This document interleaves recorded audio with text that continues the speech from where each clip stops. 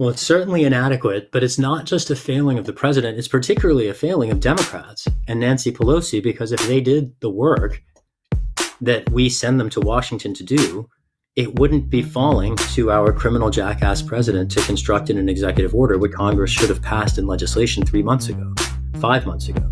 There were several bills that passed in the wake of the pandemic, and those measures prioritized issues from giving tax breaks to millionaires, which Nancy Pelosi approved, before canceling rents and mortgages. They included an expansion of paid sick leave to cover only 20% of the workforce, leaving 80% of the workforce in the unfortunate position of having to go to work or letting their families be hungry. And that's a really bad policy in the middle of a pandemic. And of course, corporate Democrats haven't showed up at any point for the Medicare for All solution, which would ensure that cost would no longer be a barrier to care. And I've often said that was a brutal and vicious commitment before the pandemic. In the middle of a global pandemic, to deny anyone care because of cost, while recognizing that their health impacts everyone else's, it is senseless to the point of stupidity. And that's our national policy, with the support of corporate Democrats, including Nancy Pelosi. Listen to the full show at This Is Revolution.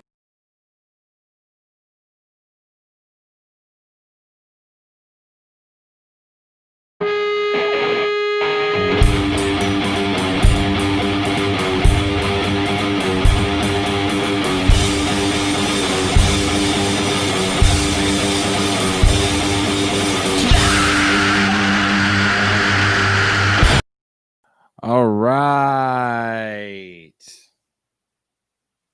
It's Tuesday. It's live stream day. It is one of my favorite days of the week. And today I get to talk to a person I feel honored to call a friend.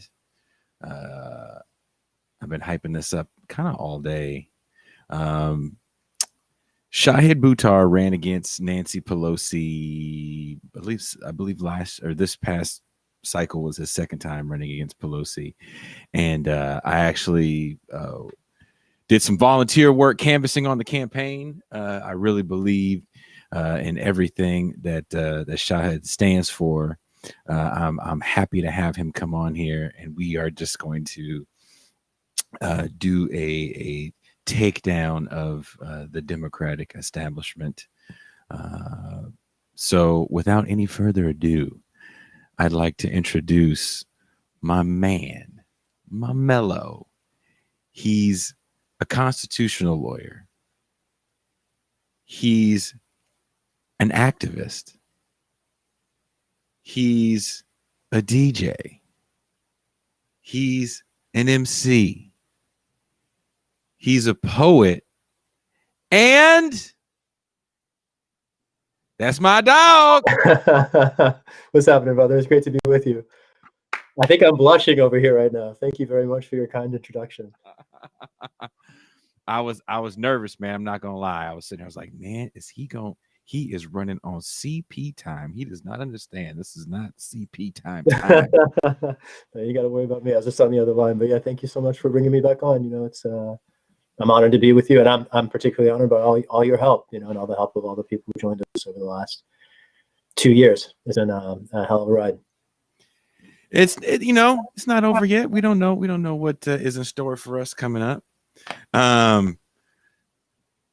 It was exciting to go out and work on your campaign. I can honestly say I've made friends from working on your campaign from the other volunteers.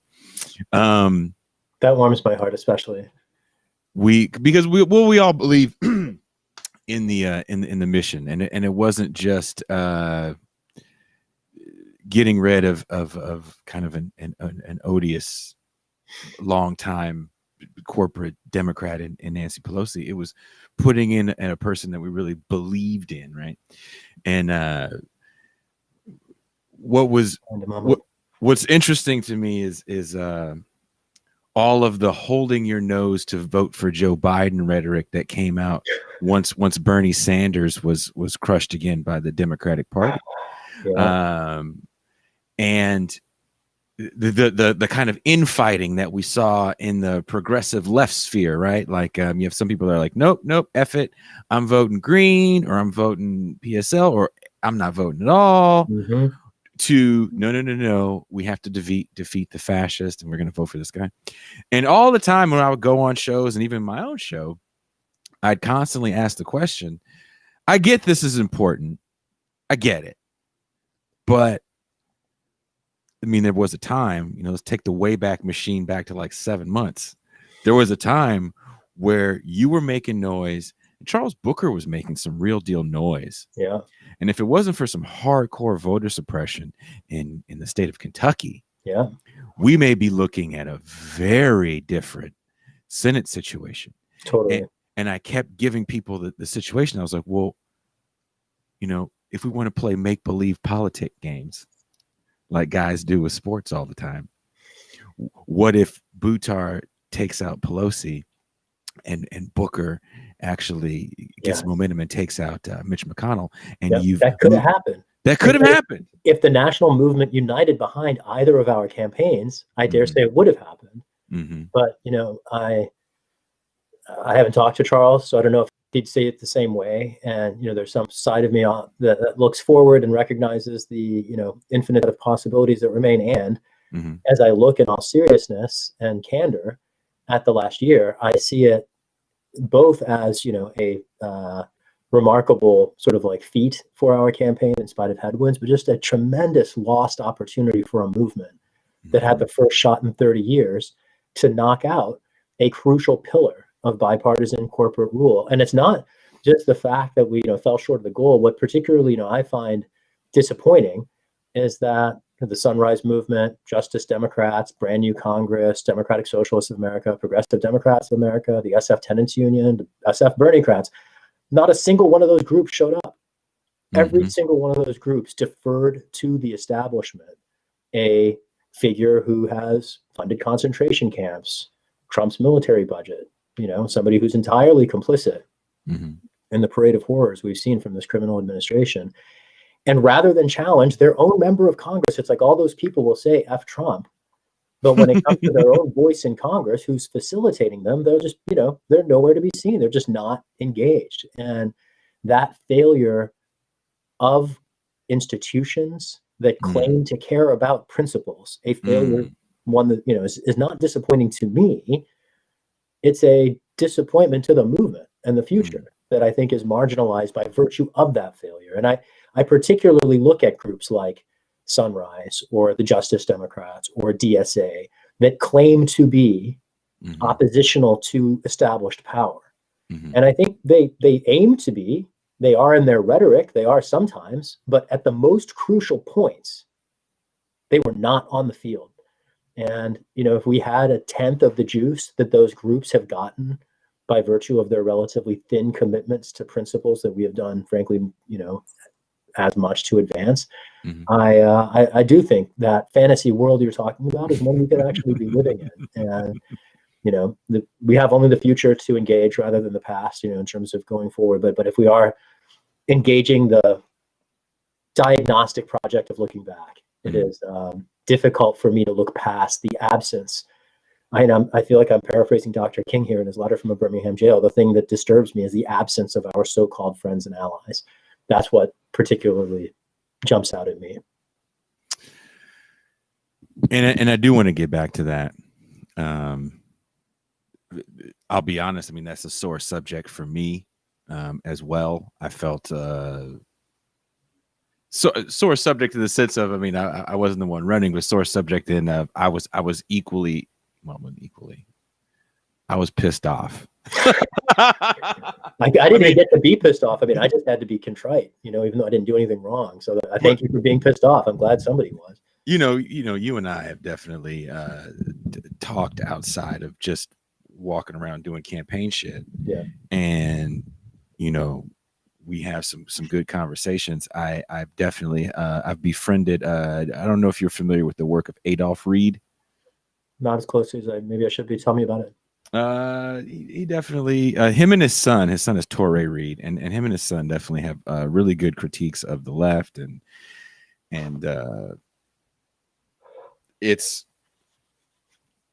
I got a book set aside for you, brother, when I see you again. Right on. I appreciate that. Whenever the pandemic, when the pandemic into our past, we'll have to make another trip out to the city and see you again. But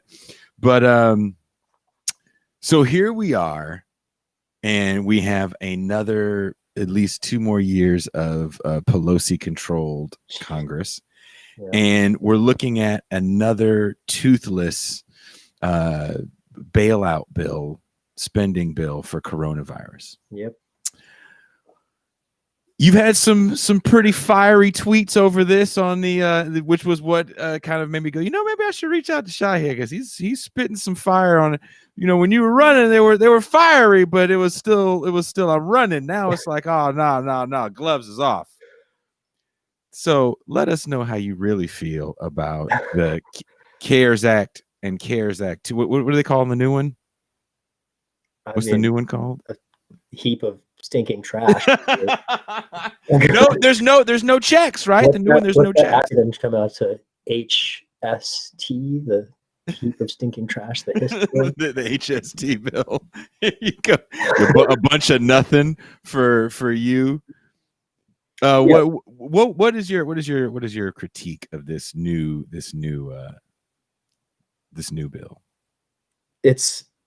I'll paraphrase another journalist who interviewed me recently. Jordan Sheridan has this outlet, Status Coup, and he described it as a shit sandwich. A totally fitting description. I mean, in two different and a sandwich has different pieces, right? And like in the same way a shit sandwich has bread sandwiching a thing, this bill has both no cash payments to families, let alone a UBI program, an ongoing universal basic income program, is nowhere included within it. Not only is that not within the bill, but the bill is half of what the measure that McConnell put on the table 2 months ago was. And, in the same way that a sandwich has, maybe the meat or the cheese in the middle, the thing in the middle, the actual substance of this bill, packaged with not a lot, is a corporate liability shield to make sure that companies like Amazon that put their employees at risk by failing to ensure safe workplace conditions, companies that prey on not just their workers, but maybe companies who put their customers at risk, and people who get COVID and God forbid get sick and die, their families will have no recourse. This bill ensures corporate immunity from entirely worthwhile lawsuits that will hold accountable failures by institutions to guard the lives of workers, customers, families, and communities. And to get a liability shield with so meager a set, it's not like $900 billion is chump change, but the idea is that it's literally half of what McConnell offered 2 months ago. And my favorite part of all this is Pelosi's rationale and her justification. Vaccines coming. That and like Biden's in the office now, and so supposedly, people don't need help anymore. We've got the election in our pocket. Forget them. We'll come up with something next year. While there are lines around the block and down the highway at the food banks, while there is a predictable and preventable eviction wave sweeping the country, while even people who are relatively comfortable right now are struggling, and the suicide rates are through the roof. That's the situation that Nancy Pelosi is assessing and choosing to game for political purposes. And the idea that she didn't take the bigger deal when it was available in order to deny a, yes, in fact, criminal president a victory is sordid. But then to take money off the table afterward and claim that we don't need it anymore in the face of this crisis reflects to me the very same. You could say tone deafness, you could say entitlement, you could say aloofness, you could say just removal from society. You could say the very same wealth demonstrated in her ostentation when she did the visit in her kitchen, and like this is a time when so many people are struggling, and it shouldn't surprise us that people who are worth hundreds of millions of dollars simply don't get it, because she's not in fact subject to the same pressures as the rest of us. And if there were anyone qualified to represent the people of the United States, it might be someone who actually has to deal with the same struggles as the rest of us. And a centimillionaire simply doesn't. It is that simple. And I do think the class interests of representatives go a long way towards describing and explaining their track records. It's not a lens that you'll hear corporate media apply very often, but I do think it's Never. very revealing if you compare the squad, for instance, to the corporate leadership of the party. And Pelosi is I think she's the third wealthiest member of Congress. It goes a long way towards describing why she privileged tax breaks for millionaires instead of the rent and mortgage relief that not only didn't get considered earlier this year, but still hasn't come up for any serious debate in Congress, even though it's desperately needed by people struggling in a continuing crisis. I feel like now, to your point, I think now is like the best time as ever to really engage in a conversation about class. Yeah. The Democratic Party does an amazing job of playing identity politics. And the front page of the Washington Post, maybe 2 weeks ago or a week ago, was Kamala Harris and her husband, and it had something to do, I can't remember the exact headline, but it was something along the lines of what a great thing this is for interracial couples. And then NPR like doubled down on that and had a similar thing with the picture of her and her husband. And when you talk about Pelosi being an extremely rich woman, and then we have this runoff in Georgia where what's the woman's name? Loeffler is a ridiculously rich woman who was literally trading stocks after the coronavirus briefing to make a ridiculous amount of money, and she wasn't the only one that did it. It was maximal corruption. This is like as bad as it gets. Yeah, and this is the class of individuals that we're talking about. So divorced, they didn't just come into office and get this money; they came in with this money. Yeah, and they've enriched themselves in an even greater level in office. Can we take a deep dive into how disconnected these cats are? Can you tell the people right now what San Francisco looks like? What San Francisco looks like in terms of what people are struggling with and yes. the landscape of the city. Yeah, there are tens of thousands of people in this city, one of the wealthiest cities in the country, who don't have roofs over our heads, even though there are more empty units in San Francisco than there are homeless people. And this is a city, that even before the pandemic was struggling with a housing crisis that frankly was as severe as any city in the country.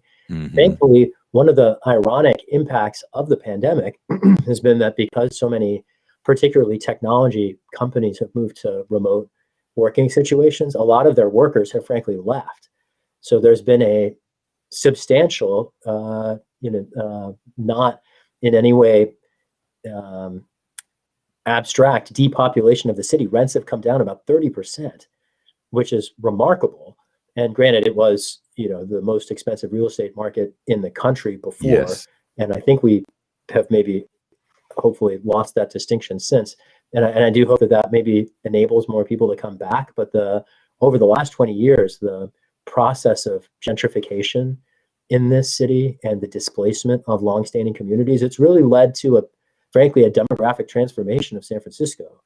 San Francisco at one point was Frisco. There were communities that still called it that.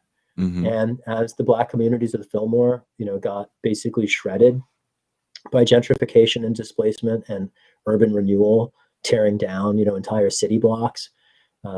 You've seen this like very vicious displacement, particularly to the East Bay, of folks who used to live in the very few African-American enclaves in San Francisco. The few that remain are the sites of some of the worst examples of environmental racism and industrial toxic pollution in the country. There's a site of a Navy radioactive, effectively a waste dump in what was a shipyard in Hunters Point, where the asthma rates and the breast cancer rates are through the roof. That's the San Francisco that I know.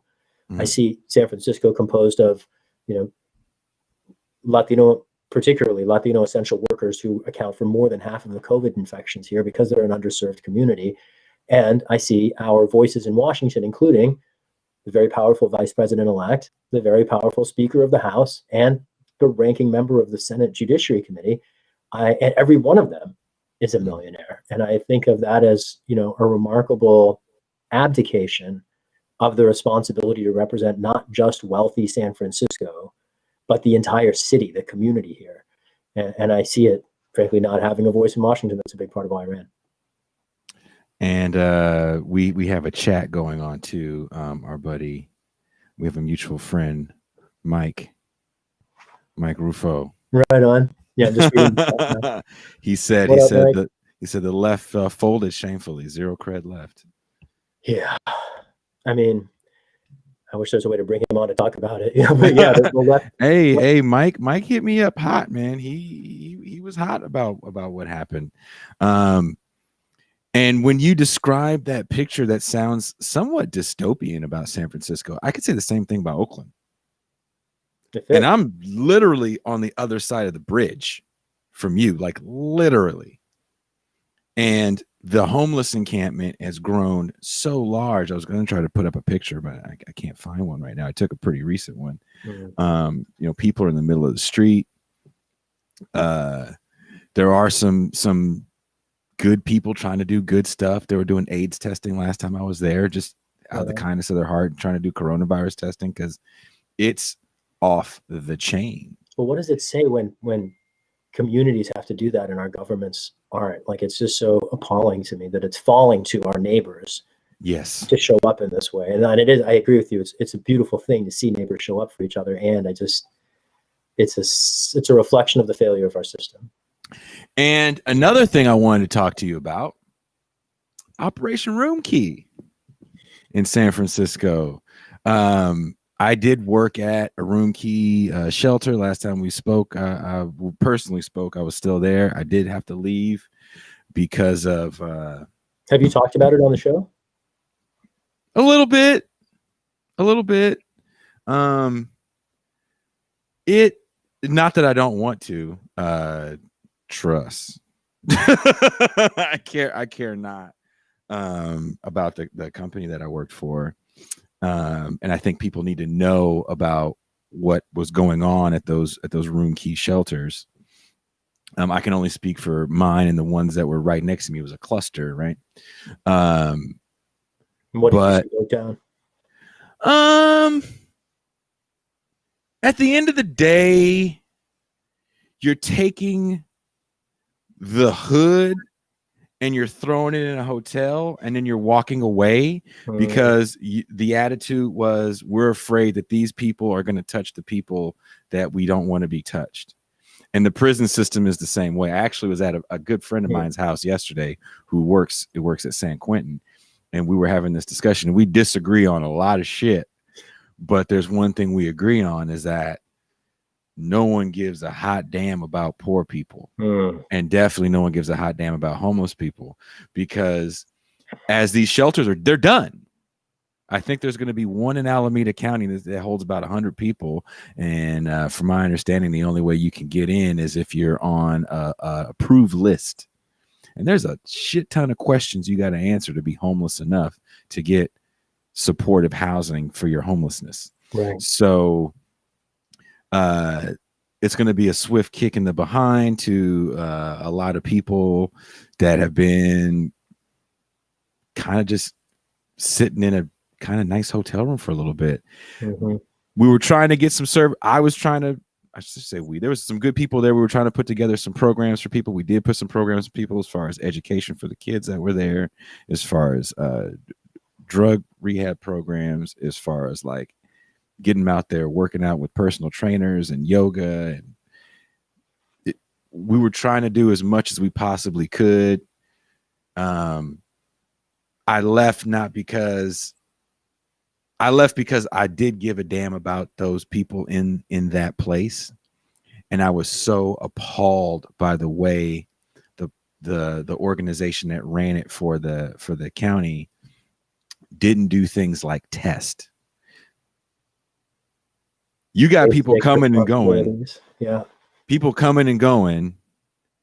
Some people are still in the sex trade. And there's no testing at all happening at all. Now there is, now that I left and I reported it. But no, it was like good work. It was like, well, you don't ask that question. Just keep your distance from everybody. It's like, yeah, that's fine for me. But what about them? Right. No, that's incredibly irresponsible from a public health standpoint. I'm so proud of you for for raising awareness, for blowing a whistle, for shining a light. That's nice work. That's huge. I mean, but at the end of the day, these people still got raises. Everybody got bonuses, because I don't think people understand it's about a filled bed, and you get a check for a filled bed. That's just like the prison system. Oh, it's very similar. The only thing is the prison system has a little more regulation. So you're talking about like violence on another level. The only way you could get in is you had to have severe mental illness, and we don't have any professionals there to deal with that. And these cats were kind of sold a bill of goods in the sense of, we're going to get you housing. You get in here, we're going to get you housing. And, cats did try. I'm not going to say the people that were trying to get them housing weren't trying, but it's really hard. You're talking about people that are chronically homeless and have severe mental illness, and you have to ask them for documentation that sometimes they just don't know how to get. I was trying to put computers up for them. At the end, I ran into more trouble trying to install computers for people so they could get the documents they needed for their housing and look for house to help out the overworked housing navigators. Then, hey, why don't we have testing here? Doesn't that make sense? They wouldn't let you bring in computers?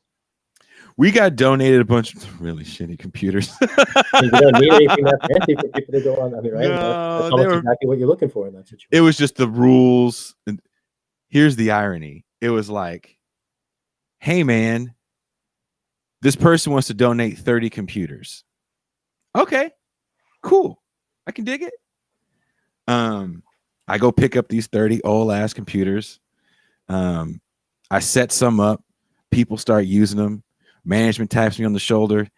You got to take this shit out of here, because if you don't have all the proper protections on there and the county doctor comes, we could have a COVID outbreak on our hand. And I was like, well, we could test more if you really care about COVID outbreaks. Right. Disinfect the keyboard. I mean, it's not, that's not. No, I had to get a whole plan in place on how we were going to protect everything. So once I found all the right equipment to protect everything, then I had to have it located right. But since they weren't Wi-Fi computers, they had to be hard lined in. Okay. We had to make sure the hotel still had a hard wire in. So I found a spot, but then they were like, okay, we want to build these barriers between each unit, and then you have to have somebody watch them. It was again, the hoops I had to go through to finally get that shit up.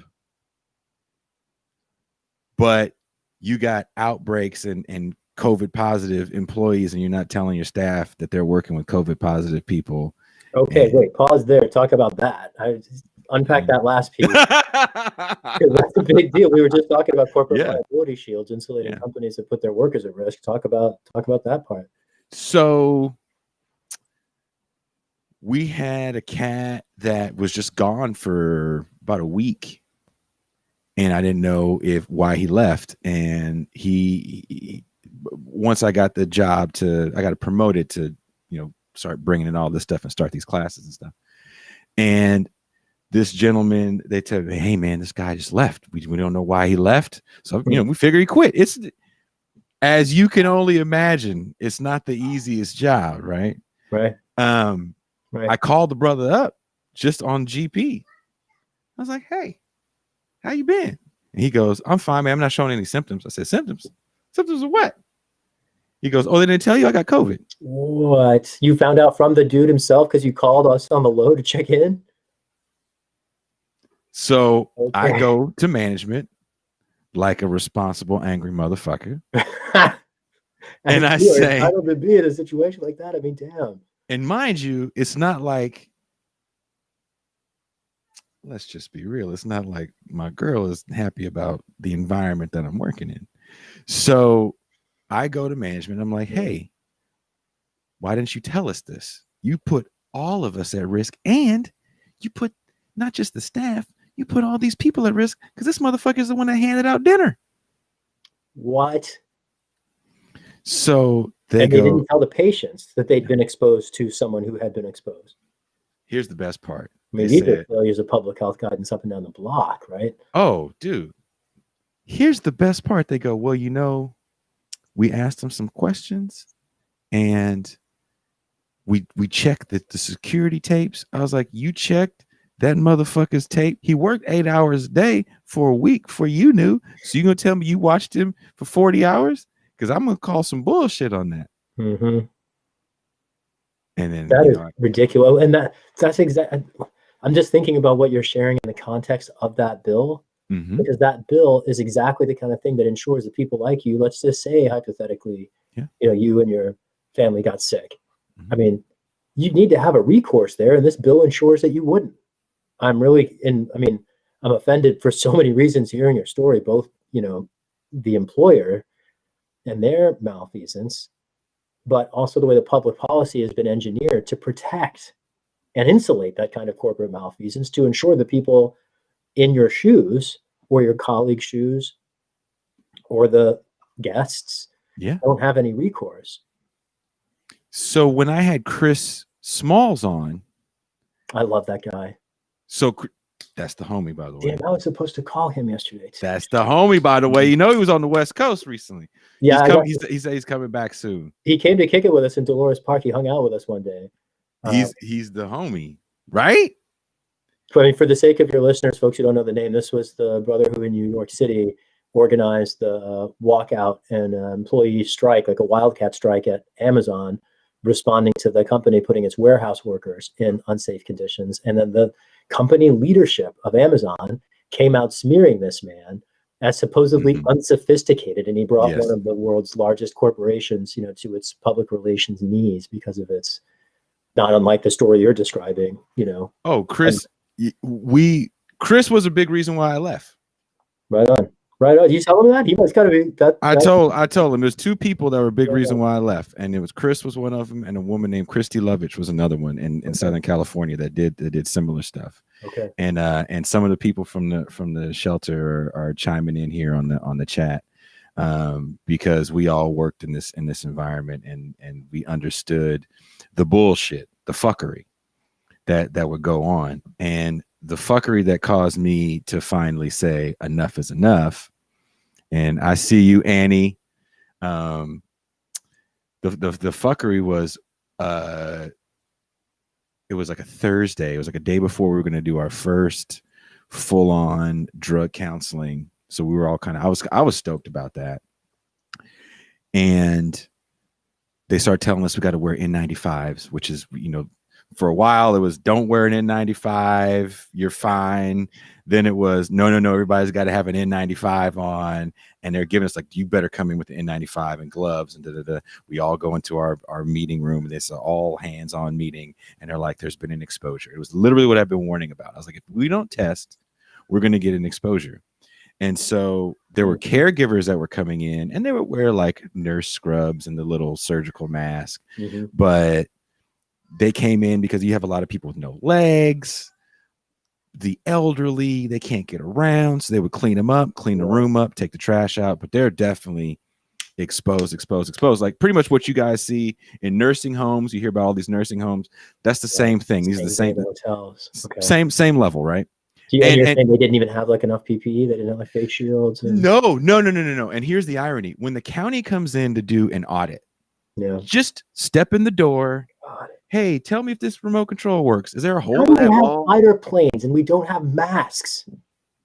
I mean, for thank you. Sake, it's just ridiculous. It's so embarrassing. It's shameful. And we're not N95, and we're getting KN95. So that's like the Korean knockoff. Okay, they work, but it's different, right? Okay. So they come in, the county comes to do an audit, face shields, full gowns. These people are coming in to literally pick up feces. And let's compound the fact, unlike a nursing home, we're talking about people that kind of can come and go as they please. So we had one lady, this is just an example of one person. There's tons of rooms like this. We had one person, sweet woman, but she collected garbage every day for like, what, 6-7 months? Annie, was it 6-7 months? She collected garbage. And I didn't know this till somebody said, she's putting trash all up in a room. And I was like, no, she's not. Because I've been in a room when she first got there, and she would collect like balloons, like graduation balloons and shit like that.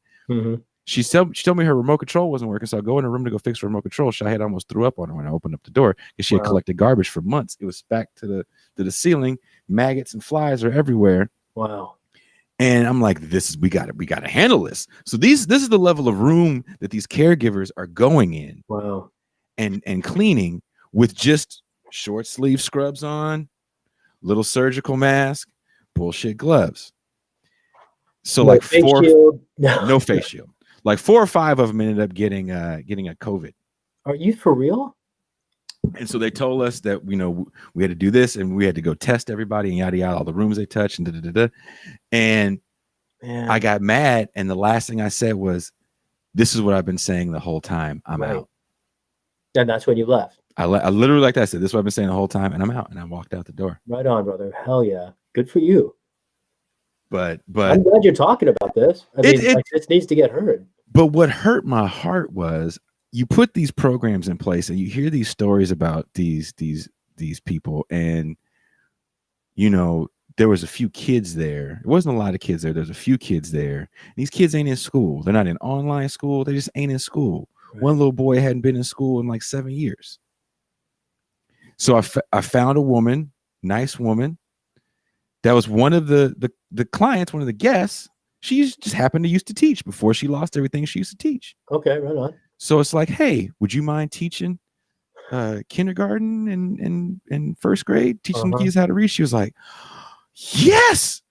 We got some books donated, thanks to Annie. Right on. And we got a private room, and we could teach the kids once a week. They got to learn how to read. That's amazing.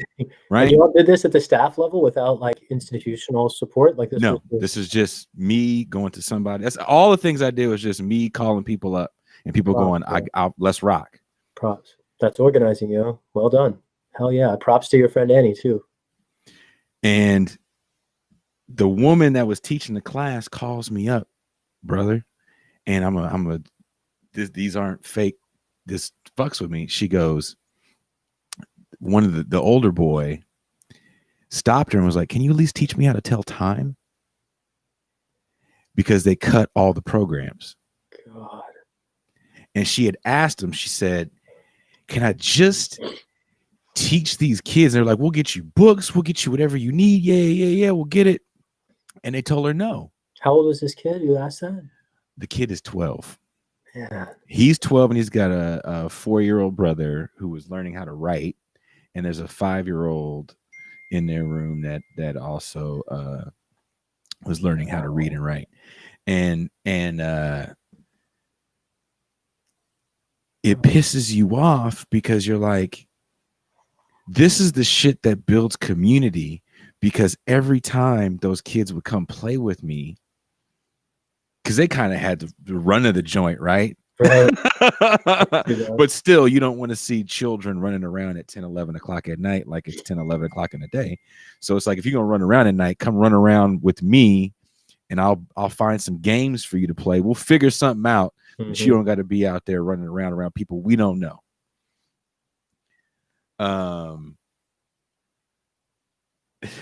To her, it wasn't her.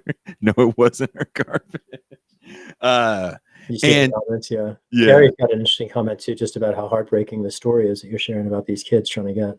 Oh man, so this woman it gave her purpose to teach these kids. Like, she got up in the morning to go, Jason, I'm ready to do my teaching thing.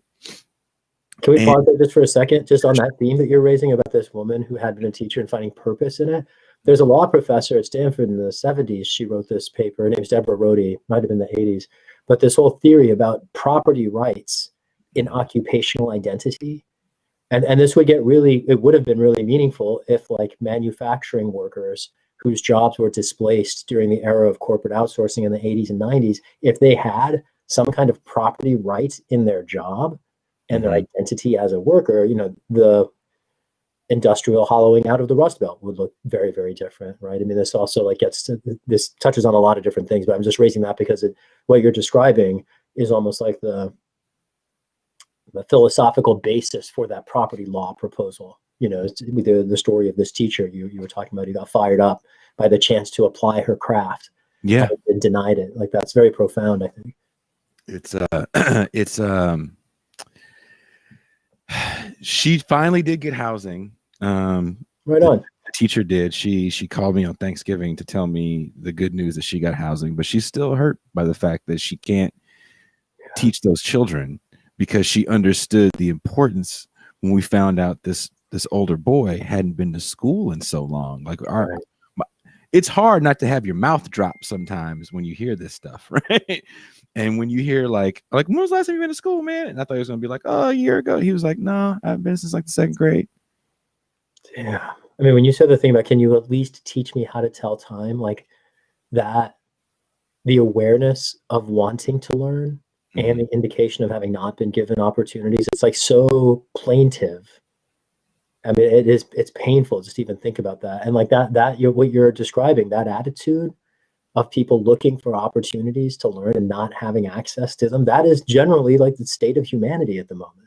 Yeah. You know? Like across the world, most people are in that boat of recognizing that there is a world beyond them that they don't have access to, wanting a ticket to participate, and our institutions just not having on-ramps, whether that's educational systems that don't serve them, or a housing market that could not give a damn about affordable housing for struggling families, or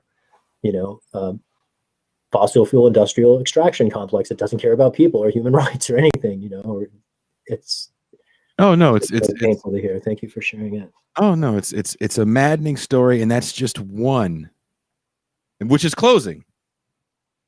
It's closing, and all those people will be back on the street. Intense, right? That's the exit game for the city. Intense. You hope they have cars. You hope they have something because it's really cold. You hope, but you look at that whole area. Each of us, man. Look at that whole area, and you're like, redlining didn't stop. It just looks a little different now. Ooh, oh, and damn it, if it isn't the same thing when you look at that area. You have the Walmart's gone. It's empty, so they give no fucks to fill it. All your sports teams, so the stadiums are gone. So there's just tent city after tent city after tent city. Or tent, encampment after encampment after encampment. And it's growing. And what do you have to eat around there? Wingstop, McDonald's. That's it. And yeah. It's that's not even just West Oakland. It's the same thing in North Oakland, South Berkeley. Oh, and this is deep East Oakland. For those of you not familiar, this is deep East Oakland, so where the Raiders played, where the A's played, and where the Warriors played. There's just an endless sea of humanity, if you will. And there's a series of hotels in a cluster, and pretty much all of those hotels, except for two, were being used as part of the project. Okay.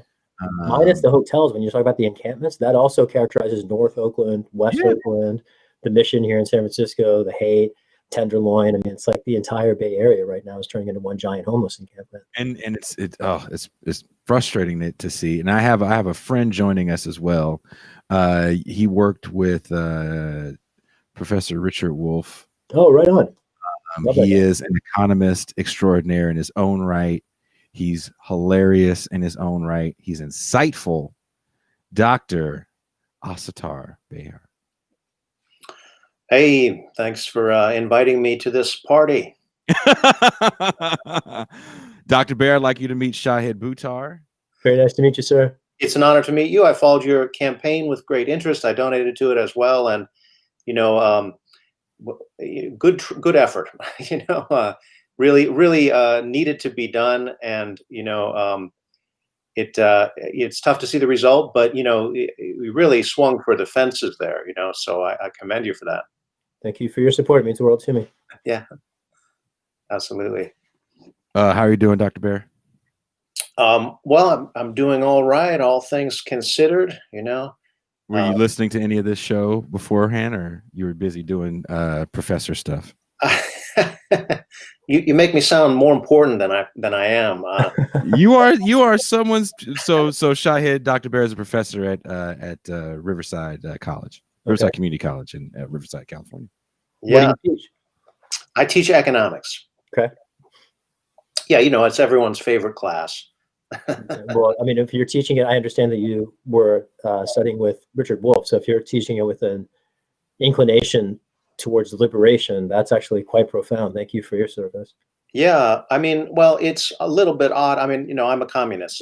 It's odd to be in probably the most conservative field in all the social sciences, and like 90% of what I have to teach is heavily pro-capitalist. So, I try to do that in a critical manner, of course. Right on. And, maybe that gets noticed. I don't know. You have such a rigid curriculum. I mean, as anybody who's taken intro to economics knows, you have very little room to maneuver there. You have to teach certain stuff, and I think that stuff is largely unimportant. But there it is, right? That's the container of the job.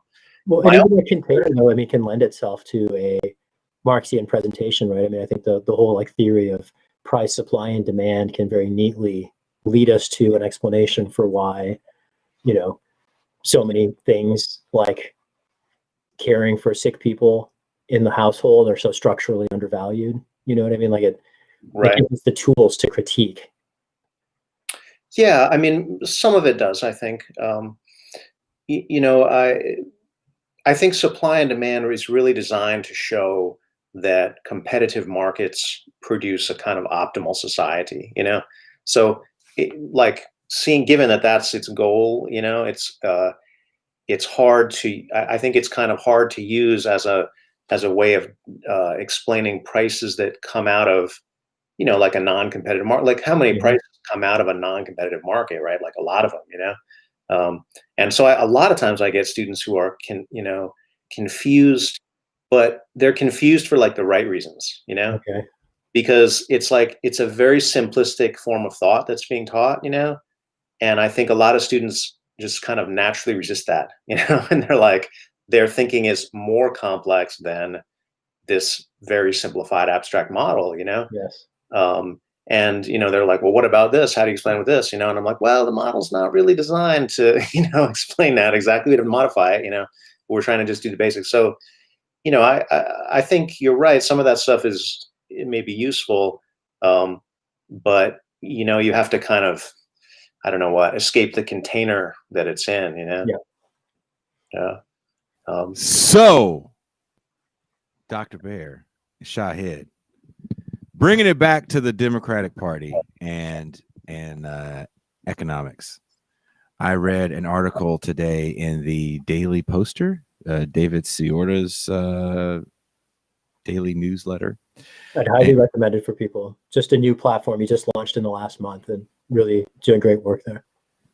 And let me see if I can share this with you guys because it's really interesting. It's about bank regulators letting banks enrich shareholders by still paying out dividends. Okay. Did you get a chance to see that, Dr. Bair? No, but it's common even on the eve of a crisis to do that. I mean, when I think about banking, I think the backdrop for banking, the thing that's happened that's totally, utterly, historically unprecedented, happened during the financial crisis in late 2008. And what it was is that banks started to accumulate these massive excess reserves. So excess reserves in banking means anything that is above their like required reserve ratio. Now, I know this is maybe not the most exciting thing. A lot of people don't understand how this works, right? But the Federal Reserve sets a minimum reserve ratio, and it's 0.1 for like the larger banks, right? So meaning for every $100 that's deposited, banks have to keep in their reserves $10, right?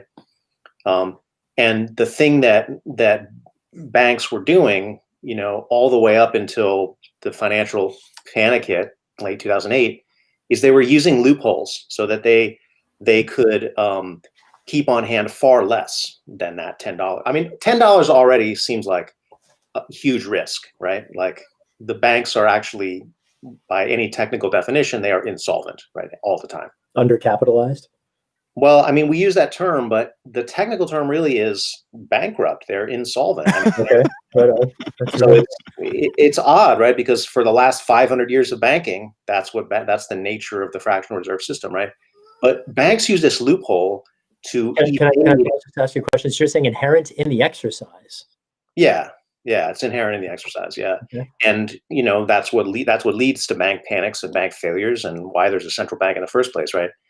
But the thing about during a boom, banks want to evade that loophole because they get higher profits if they hold less reserves, right? Because they lend them, right? So during at the run up to this, the real estate boom and whatever, banks were holding 58 cents per $100, right? Not $10, 58 cents, right?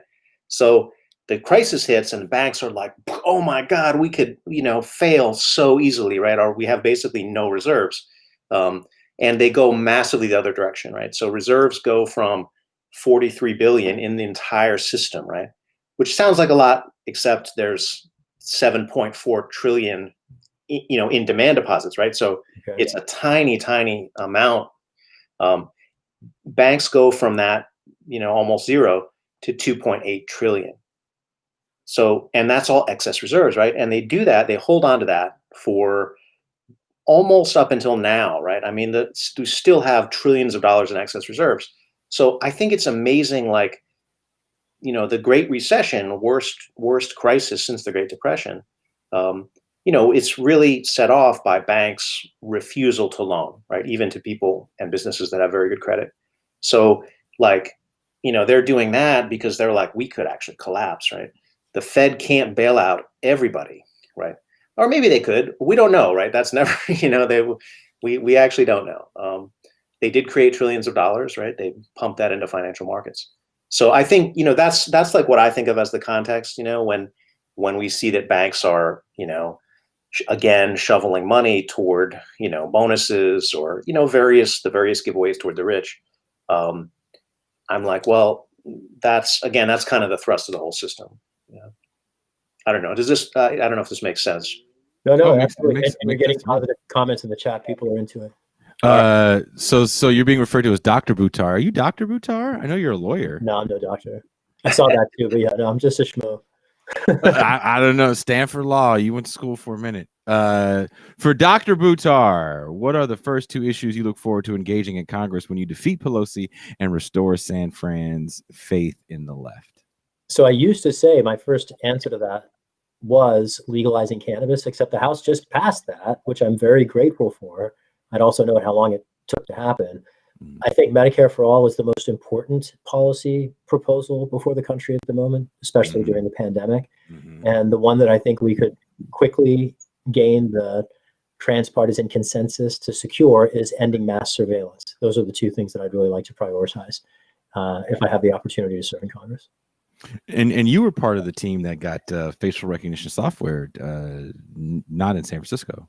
Yeah, so I worked at the Electronic Frontier Foundation for 4 years, and one of the campaigns that we worked on there, and my colleagues, I'm very grateful that they, frankly, took the lead and ran with it after I left. And basically a reform model at the local level, blocking the opportunity for local police departments to secretly acquire and deploy surveillance technology.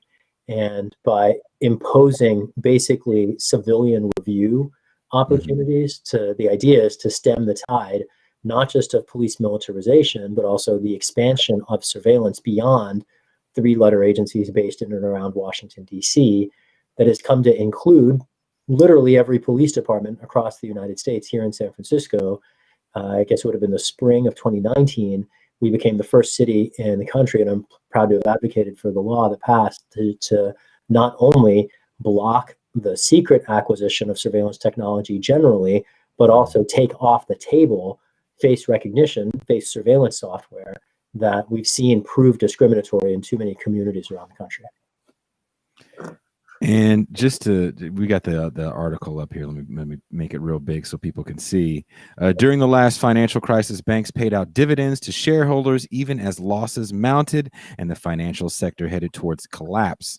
Now, even as they face big losses on commercial real estate loans, the nation's largest banks are once again being permitted to continue paying out billions of dollars of dividends to shareholders, and a top Trump appointee at the Federal Reserve has pushed to weaken rules requiring banks to keep large cash reserves on hand to cover losses. In essence, regulators are allowing banks to spend capital on making payments to shareholders, which could amount to over $50 billion this year, rather than requiring them to save more resources to either lend during the pandemic or protect against a financial collapse that could require another government bailout. Officials from the Federal Reserve Bank of New York have found that restricting dividends at the outset of the COVID-19 pandemic would have significantly increased the amount of capital that banks had on hand to lend to consumers and businesses dealing with the economic fallout.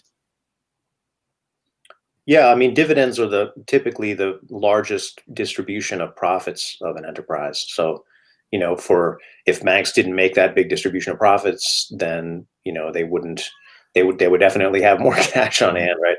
I mean, I think the big problem with banking is that it exerts this very strongly pro-cyclical mechanism drag on the economy, right? So, like, the very time when we need lending, we need to enhance lending, right? I mean, as we move into a recession, this is a pretty dramatic case. Like having a recession, we probably already were in recession, at least a secular recession, maybe a broad-based recession before the pandemic hit. But of course, the pandemic added like this massive unemployment crisis to it, right? And also a crisis of aggregate demand where people were not out spending and whatever, right? So, we're definitely in a massive, recession, right? And the question kind of is like, well, how do you respond to that, right? And the way that banks respond to this kind of instability is they stop lending. I mean, that's very, very clear, right? So then how do you get them to lend, right? Well, you can do expansionary monetary policy. You can, the way that the central bank does this is typically is that it lowers the interbank lending rate. So banks loan to each other for, if they have excess reserves, they loan them to banks that, are below their standard, right? So, the Fed does this, right? They lower interest rates, and supposedly that's supposed to increase the money supply. But, during a crisis, that basically doesn't work, right? I mean, that didn't work at all. Like what I talked about, banks piling up these massive excess reserves, that's just counteracting the expansionary policy, right? So it's massively contractionary. The money supply ends up contracting rather than expanding. That's the whole problem that we're seeing. And I think like the outrage is like, okay, so you're contracting the money supply and you're also paying out billions in bonuses, because the point of this is to make money, right? I mean, the point of this is profit, not to stabilize the economy, not to help small businesses, not to help consumers. Of course not, right? The point is those dividends, right? I mean, the ones that go to shareholders, right? Can I interject one piece here? Just to your point, the other thing that inflates those dividends is cutting corners on things like employee workplace safety protections. So like the other side of this sordid process, not only are, people losing their homes and their jobs, and this particularly the crisis in consumer demand that Dr. Bair is talking about, but people who still are lucky enough to have employment, in too many cases, are being put in the incredibly untenable, unfortunate, I dare say, inhumane position of having to choose between follow public health guidance and protect yourself and your family, or go to work to put food on the table. Right. And that's something that not only can we blame on the market, but that's a public policy choice, an abdication by our leaders. Very much so, yeah. So my question is, and I haven't seen too many people talk about it, maybe I'm just not paying attention. Are we looking at 2008 all over again? Or are we looking at something much, much worse? Because at least in 2008, we didn't have a deadly disease that has killed almost 300,000 people. So what are we looking at potentially here? I don't think anybody knows. I mean, it's such an unprecedented situation. A lot of the analyses that I've seen are like, it's a V shape, right? Okay, yeah, we had a major contraction and then we'll have a very rapid, massive expansion. And I think that is, well, I mean, that ignores that a recession was beginning before this. So if there is, I mean, there probably is. So, the big model for this in the literature is World War II, right? So it's like soldiers came home from World War II. You had a lot of controls on the economy at that time, right? And so, people couldn't buy all the consumer goods that they wanted to buy. And then after that, it's like there's a massive amount of pent up demand, right? So that's the phrase, pent up demand. And that's where it comes from, right? So do we have pent up demand in the economy now? I'm sure we do, but we also have this massive eviction crisis, right? We have millions of people unemployed. So that is really going to temper. I mean, unless we have some kind of massive job creation effort, which I would think would have to be, coming from the federal government, which so far we haven't really seen, right? We've seen or a UBI program. Yeah, we haven't seen like huge public stimulus. Right.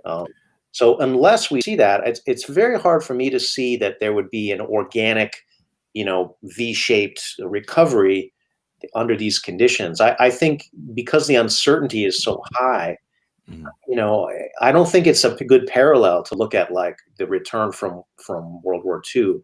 But I'll be the first to admit I don't know, and anybody who acts like they do know, I think is, that's very suspect. There's no good model for this situation in history. I don't think. It is a good model, but I would push back one place, and I think some things here are entirely too predictable, which are that at the pace that we're moving right now, we can safely say that tens of millions of Americans are going to get sick, and we can safely say that at least tens of thousands, and I fear hundreds, possibly millions of Americans will still die before the vaccine becomes widely available. And so at least as we're comparing 2008 to 2020, just in that dimension, there was no public health crisis in 2008 analogous to that dimension of what also includes obviously, as you're describing, Dr. Bair, profound economic component today. And I hope I don't come off sounding like tinfoil hatty, because I'm not tinfoil hatty. My girl Jessica was on the show actually, because she does actually work in medical research, and we were talking about the vaccine. And if you read what's coming out about the vaccine, about its effectiveness, the companies that are making them are getting to define what effectiveness means. So if you had a fever of 105 and now it's 101, then it's effective. And you're also talking about companies that are really literally just rolling out a bunch of old stuff that they had before and just trying to throw anything on the wall and seeing what sticks. A lot of name brand recognition, because we're talking about the news reading press releases, literal press releases from PR companies. So there's a frightening aspect to the vaccine, and to kind of take it, full circle to the policy discussion. Was it 2006 when we had swine flu? Was that 2006? Which one was that? Around then, it would have been. Around then, right? Yeah. So Bush Jr. is the guy that actually puts that whole pandemic thing together. And when these huge pharmaceutical companies realize, well, we could be like making this stuff that could just be sitting, that we can't sell. So we're not dumping any money into trying to find a cure for a novel coronavirus, because that's what those things were. Right. And then the Trump administration comes in and then cuts, the liaison we had at China CDC, and then cuts the whole pandemic response team that we've read so much about. But there was a good article in The Intercept from much earlier in the year that actually talks about that 2006 push to actually come up with vaccines for coronavirus, to do more research about coronaviruses. They just weren't financially advantageous in the capitalist sphere. So that's what scares me about the whole vaccine. And when Nancy Pelosi got on stage and said, vaccines coming, Joe Biden's in office, I could only imagine your head spinning around, Shahid, like Linda Blair in The Exorcist. Great image. To say there, like one, I think your skepticism of big pharma is entirely appropriate. That notwithstanding, I would very strongly encourage people to, I don't want to say necessarily trust anything that happens with respect to the vaccines, but lean into the opportunity to get vaccinated when it becomes available. I do think it'll likely be iterative. Science often is. So the first waves likely will not prove as efficacious as the ones that come later, just given the depth of the public health crisis. My skepticism there is at an ebb. Let's just say that. The other thing I'd say here with respect to this whole question about and I think you're totally right, Jason, to raise the point about the market influencing what pharmaceuticals get developed. And I'd say the places where I see this really demonstrated most prolifically are, for instance, the litany of sort of lifestyle medications, that get developed. Viagra comes to mind relative to this entirely inadequate development of diseases that are born, particularly in the global South, like malaria, like dysentery, like cholera. There are life-saving opportunities for pharma to apply itself to those instances of mass human need. And because of capitalism, a reflection of it is the fact that instead what pharma is developing are lucrative medications for people who, maybe are pursuing them as electives. And that, I think, is a real disturbing inversion of a sphere that we would hope might respond to human need, that instead is entirely predictably chasing profit. It's frightening. Carrie Robinson says PBS aired a segment today about a whistleblower that says the FDA isn't actually monitoring the vaccine facilities properly. I will say this as a person that's worked in some interesting environments. Oversight is not what you think it is. I actually worked in the Gulf of Mexico before the oil spill, and there was one guy that flew around in a chopper to check all the wells. So that's like a real thing. Like, oversight is not what you think it is. Oversight is what they call the process that Congress is supposed to do with respect to the federal government. That doesn't happen either. It's. I'm a little worried. I mean, we definitely have conversations here because, like I said, my girl works in medical research, and she gets kind of irritated because when you see these reports come out, and they're not like even crazy whistleblower reports. Like, you just read what they're sending you on their press release. It's like, well, it's 90% effective. She's like, that means the 100 people had to take it. And of the 100 people, everyone has to take it for you to get those effectiveness rates.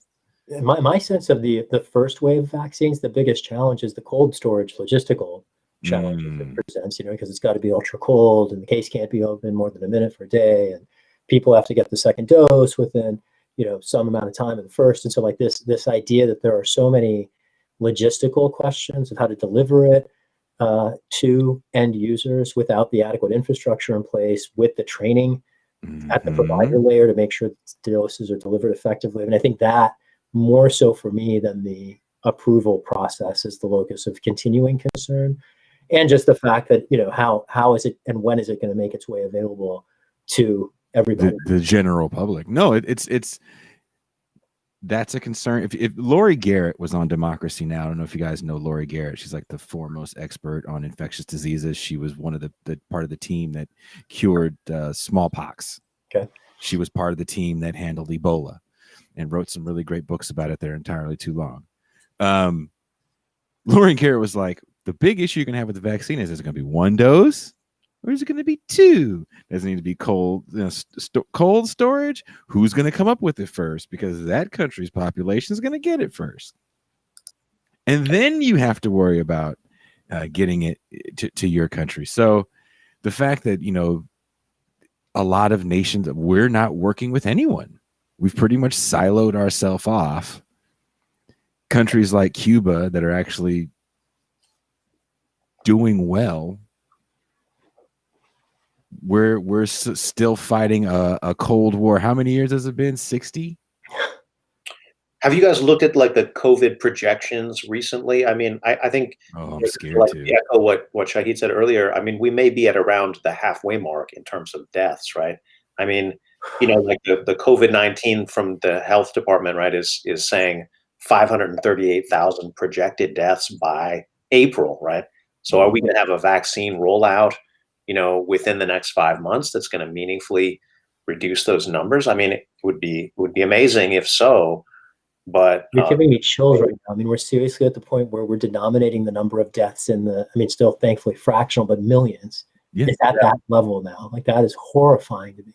And the penetration in the populace is much, much greater, right? I mean, because months ago we were dealing with something that was still emanating from, the coasts or high traffic, cities, right? And now it's like, no, this North Dakota is getting bombed. Yeah. So, and meanwhile, we're all fatigued from, months of, semi-quarantine or active quarantine or whatever. And, I think that it's hard to see how we're gonna tighten up meaningfully, like in the next couple of months, and especially given where the culture is at, right? Given the partisanship that, honestly, Trump and the Republicans have really led the way on making this an incredibly partisan issue when there was no reason for that. I mean, that's a huge act of brutality, really, to frame it in that manner as a matter of individual freedom rather than social responsibility. Well, and it's such a thin conception of freedom. Like, how is any meaningful idea of freedom implicated in whether or not you have to wear a damn mask?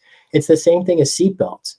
A seatbelt isn't about your freedom; it's about your safety. And now this is a very different kind of application of the tension between those principles, and people present the same words, at least as it relates to surveillance. Oh, this isn't about your freedom, this is about your safety. So let's just compare them. Surveillance means you're being watched, so you can't say what you would otherwise. A mask means someone can't see your face until you get home. I mean, it just doesn't make any sense to me. Like, what one loses in the exercise of keeping oneself and community and family and coworkers and customers safe. Like, it's that simple. And the idea that we've been so brainwashed in this society that we accept mass surveillance because that doesn't infringe on my freedom, and we accept mass incarceration and militarized police, but we balk at public health requirements. It's just stupid, frankly. And if there's any bright spot in this pandemic and the process, I think it is the exposure that our governance system literally puts profits before people. And in the case, if we think about like the infection rates around the world, I think that the United States is proving to the world that American capitalism is a threat to our species, not just in the context of fueling a climate crisis, but demonstrating that you frankly couldn't engineer a system better suited to spread any contagion. And that is an absolute declaration, a public revelation of system-wide failure. And I do hope that that is a lesson that the rest of the world learns from our performance at the moment. Oh, I think the rest of the world is learning what not to do. Definitely. I agree with you. I mean, New Zealand is showing us what to do, right? Australia just had a music festival. People sitting on top of each other, listening to tunes. Looked really cool, and it made me really sad. Well, how about the fact that the safest place in the world to be is probably Wuhan, China? Yeah. That. Yeah. Oh, the irony. Yeah. And then China gets somehow blamed for the situation, or I mean, it's just layers of propaganda and ideology here. And the fact is, they responded very, very well to the crisis, and they have minimal interruption to their economy. Meanwhile, I mean, we've devastated the economy because we have no public health infrastructure in place. We don't have we can tell people to shelter in place, but they have an economic imperative. They need to still make a living, right? And so, those are not conditions. That's not a situation that has anything to do with a person's individual choice, right? Right. And the public policy can be so simple here to intervene. Just when you're talking about the choice to stay home, I just wanted to particularly suggest public policies that could make that choice real. I mean, and do you have any thoughts about paid sick leave? I see the fact that we don't have universal paid sick leave in this country as like the biggest example. It's so glaring. It's such a no-brainer. We're not even talking about Medicare for all right now. Just let people who are sick stay home and still put food on the table. Like, that's not rocket science, right? Is there any country in the world that makes a decision with public policy as stupid as ours in that dimension? I mean, I feel like I don't know if it's stupid or if it's brutal, you know. I mean, like, because not having even the most minimal infrastructure in place for public health. I mean, the stupidity part is that that's going to affect the rich ultimately, right? I mean, that is affecting the rich, right?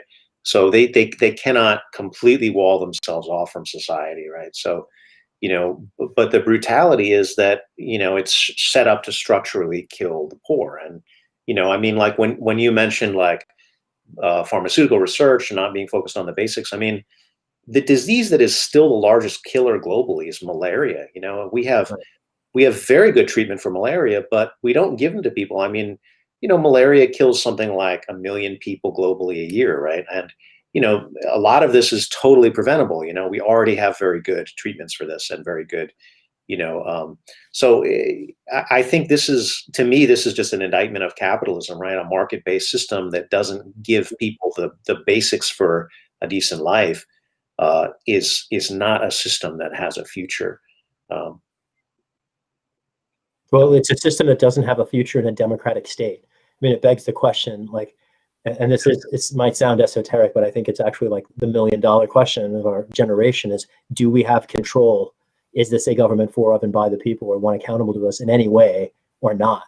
And if it is, you're absolutely right. The system cannot hold. And if it's not, then we are all basically, you know, servants to an enterprise that we pretend to be citizens of. It's pretty telling that even during a pandemic, we don't have very wide discussion of how do we give everybody healthcare, right? We have incrementalism being discussed when, you know, we're not dealing with, oh, we have basically the perfect system, but we need to twist a dial a little bit. No, we need to reimagine our entire public health infrastructure and make sure that, you know, I mean, part of it is certainly sick leave. Part of it is making sure everyone can see a doctor. You know, part of it is just procedures to be able to meaningfully do quarantine. I mean, you know, there needs to be some, you know, massive cadre of people that, you know, bring food and whatever. I mean, to make that a realistic thing, right? There's a lot of things that would have to change. And, you know, we could treat it like we treated, you know, World War II, you know, right? The tooling up and the gearing up of the economy in order to, you know, fight this conflict or whatever. But I mean, that would take incredible leadership also, right? Rather than a kind of just, you know, continuing business as usual. Those days, I think, are beyond us. And I want to take this time to say thank you, Shahid, for coming on. I know you're a busy man and you have Shahid shit to do. My pleasure. Thank you for having me, and great to connect with you, Dr. Bair. Great to meet you. Yeah. I'll have to connect you guys through email. Hey, Shahid, peace, brother. Right on. Keep the work quick. Good night. It's Dr. Bair, one of my favorite people on Twitter. So if you guys aren't following Dr. Bair on Twitter, Dr. Bair does not hide who or what he is, and he's not afraid to engage with people that hit him with the dumbass tropes. Was it me and you that someone was talking to us about socialism killing everybody, and every time he responded, I would just send him a clip of either like you on the show or like somebody. I wouldn't even say anything. I was like, here, I'm not even fucking with you, dude. Here. But Dr. Bair is so funny because he does engage with the foolishness, and I'm going to ask you one of these questions so you can get it out here on air. I'll clip it. And next time you get hit, you can be like, I got your ass right now. Bam! All right. So when you get hit, probably, I feel like it's like once a week, I see somebody say this to you. Communism, socialism killed 50 million people, or 100. Was it 100 million people? The big figure that's trotted out is 100 million. 100 million people. From, like, you know, the Black Book of Communism. And then it's, you know, it's a nice big round number, right? And, you know, the only problem with it is it's utterly and completely false. I mean, it's like, where the hell do you get this number, right? I mean, and, you know, it's like, this is something I've looked into, right? So, you know, the big part of that is the claim that Mao and the Great Leap Forward and collectivization of agriculture supposedly, killed. I mean, the estimates are like all over the place, right? I mean, 30 million, 60 million. I mean, Mhm. it's like, they're not. It's not even consistent, even within the anti-communist front. But there's like whole layers of issues here, right? And one issue is that the official government of China, right? They Mhm. did, they went through this period. At first, they didn't talk about this for 20 years or so, right?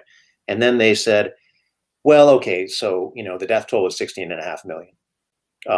And the problem with that is the government didn't have any figures on this either, right? I mean, nobody had any figures on it is the problem, right? Mhm. So everyone is going based on, guesses based on population numbers, right? Oh, if the population had continued to grow at this rate, that we think it grew before, and whatever, then there should be 40 million more people, right?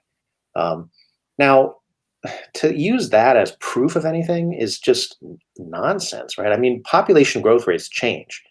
And especially as a country gets richer, we know this. I mean, this is called the demographic transition, right? Mhm. So France went through the demographic transition nearly 200 years ago, right? A country gets richer and there's birth rates drop. I mean, why? I don't know exactly, right? I mean, it's an observed phenomenon, right? Um, people don't appreciate this, right? But between 1952 and 1960, so the economy, the size of China's GDP in real terms doubled. Okay, Mhm. doubled in 8 years. And So that's because of the irony, it's just like, oh my, it's crushing, right? The crushing irony here to say, oh yeah, communism destroys the economy. It's like, Mhm. by destroyed, do you mean double the size of it in 8 years? Because that is like unbelievable, right? I mean, that's not all that, if we count the whole Maoist period, the economy grew over 600%, right? Mhm. Um, during this less than 30-year period. So just, the crushing irony of saying that communism doesn't work, right, economically. Well, look, it didn't achieve a utopia on Earth, right? So if that's what you mean by a failure, okay. But to say didn't work economically, like what do you mean by work, right? I mean that it worked very well economically. Um, so that's one issue, right? And then to say, well, it causes famine. Again, it's like you couldn't possibly get more wrong in this, right? Like the Maoist policies collectivizing agriculture massively increased the productivity of agriculture and ended the historic problem of famine. Okay, the Great Chinese Famine, this 1959 to 61. Mhm. This is the last famine in Chinese history, right? I mean, and if you look at the 100 years before that, you legitimately did have tens of millions of deaths due to famine, right? And why? Why are there famine deaths, right? The conditions for famine deaths are you have a peasant population with low productivity in agriculture and no way to accumulate capital, right? No way to raise the productivity of capital because they pay a significant portion of their surplus to the landlord class, right?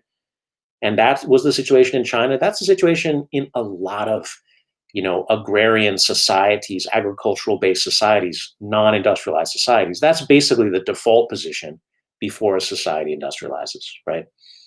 That creates the conditions for famine because farmers are already living very close to subsistence.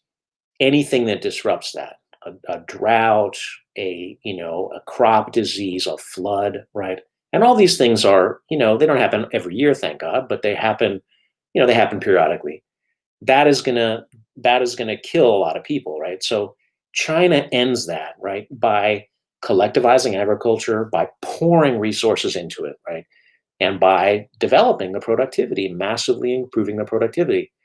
And yet we're somehow to believe that Mao personally killed tens of millions of peasants. I mean, the absurdity of it, right? If you understand anything of the context, uh, the utter absurdity of the claim is just it's just mind-boggling, right?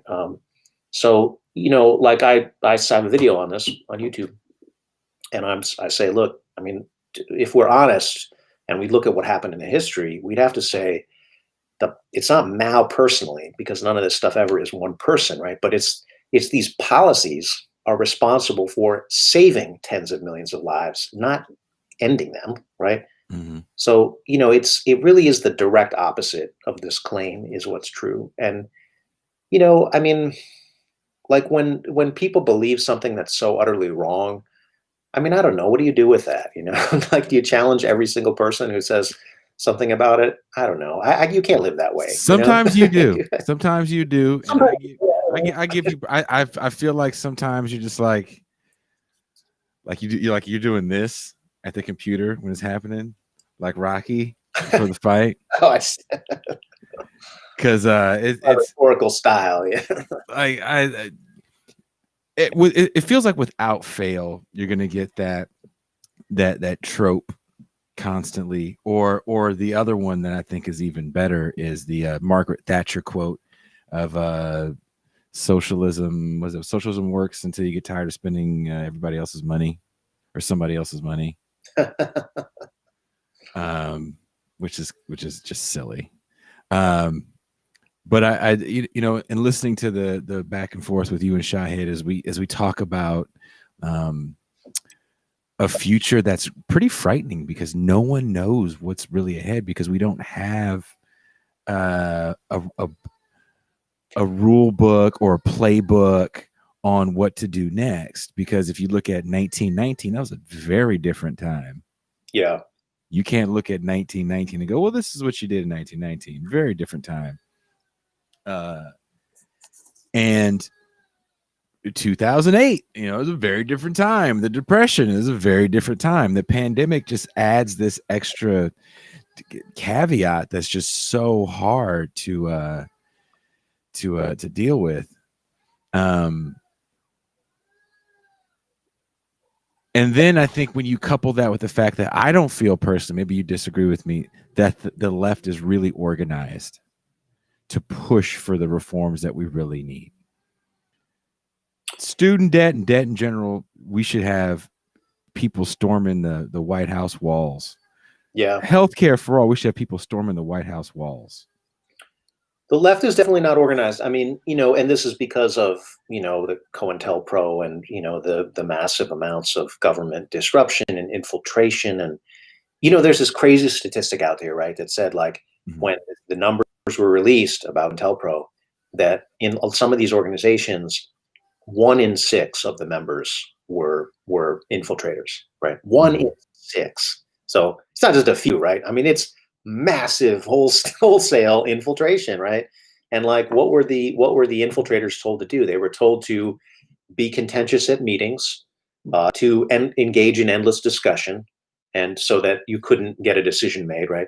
I mean, all the things that we think of are kind of organic to the left, right?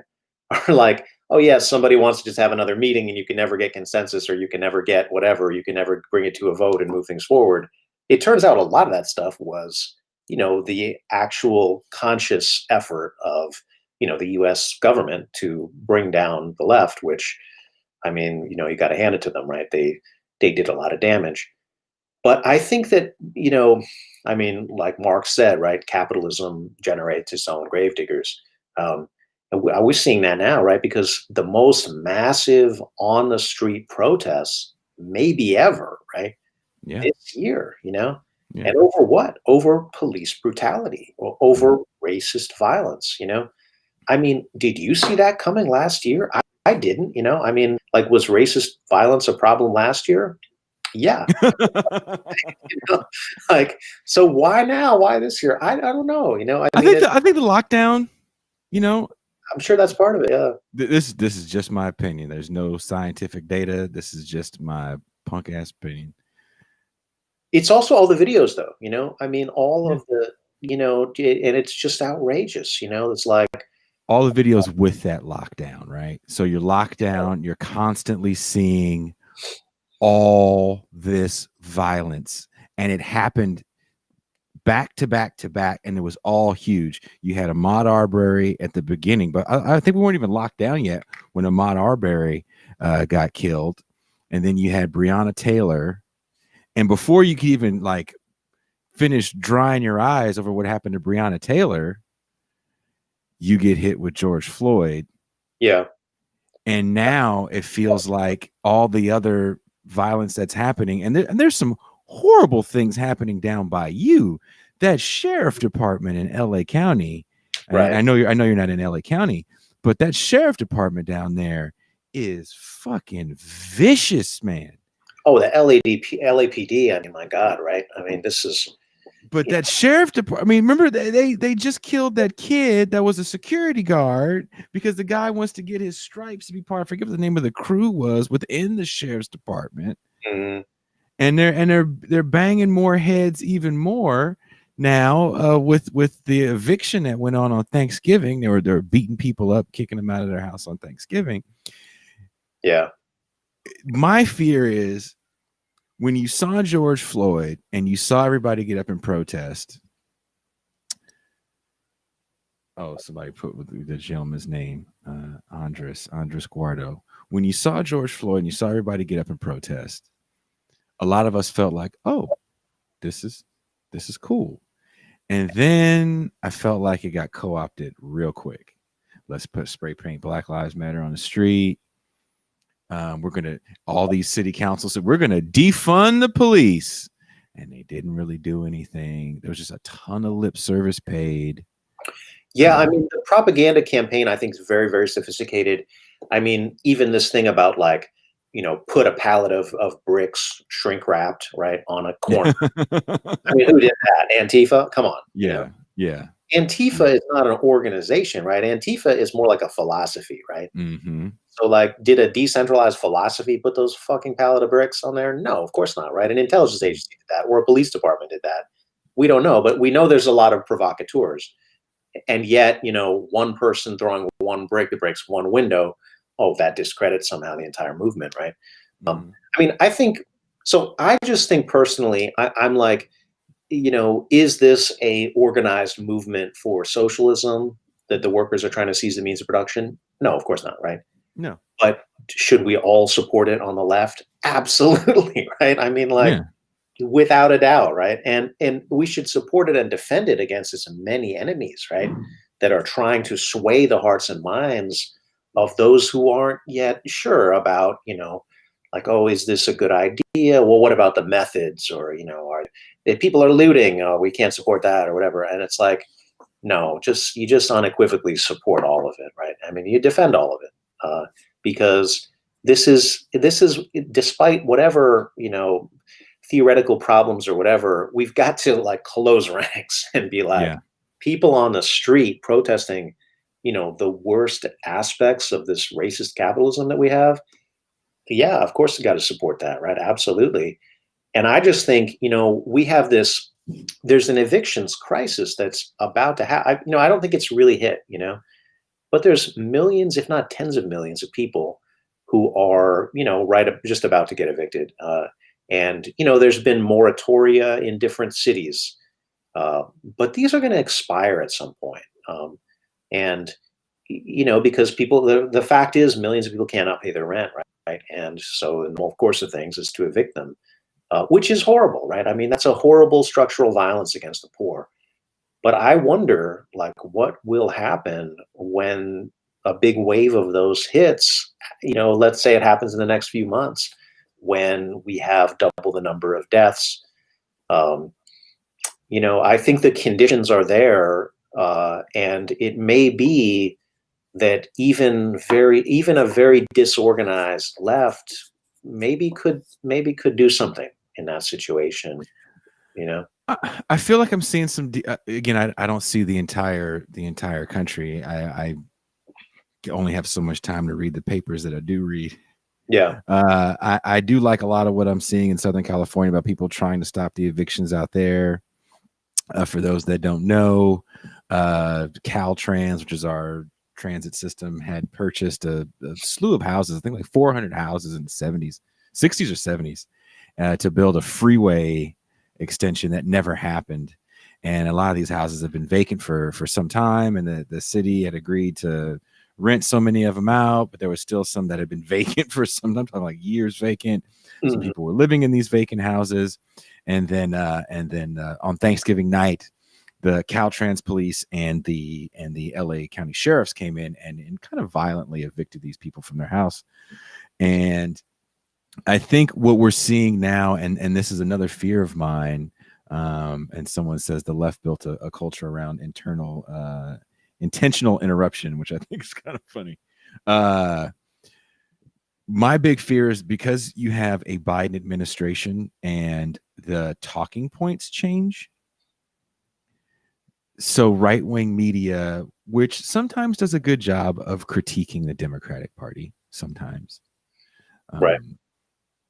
And you have MSNBC that is still trying to trot out Trump's coup.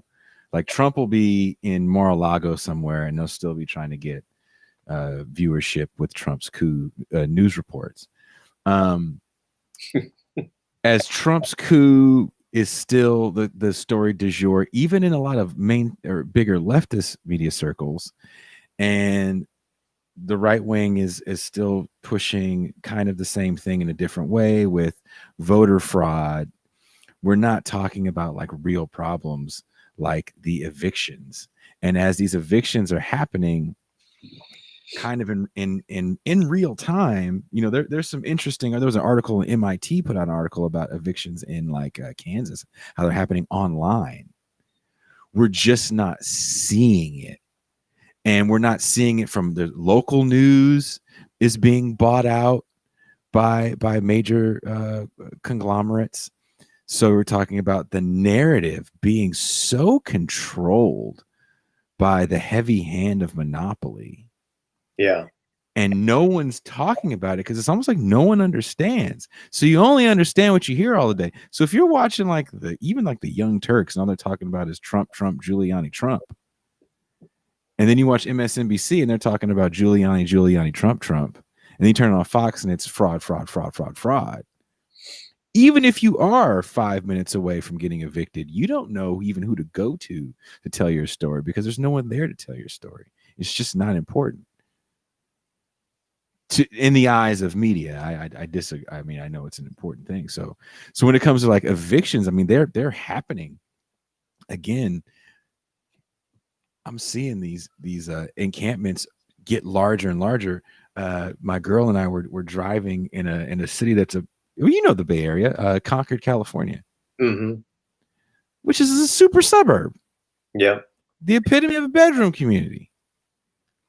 But we're seeing a slew of encampments in Vallejo. I'm seeing slews of encampments in these bedroom communities.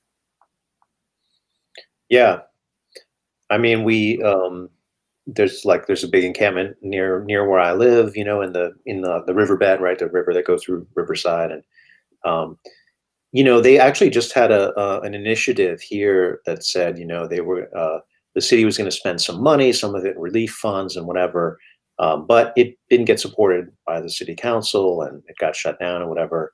I mean, I think what we often see with things like that is we see that, you know, they're only partially effective because a lot of people do not want to get temporary assistance if it means they can't bring their stuff, right?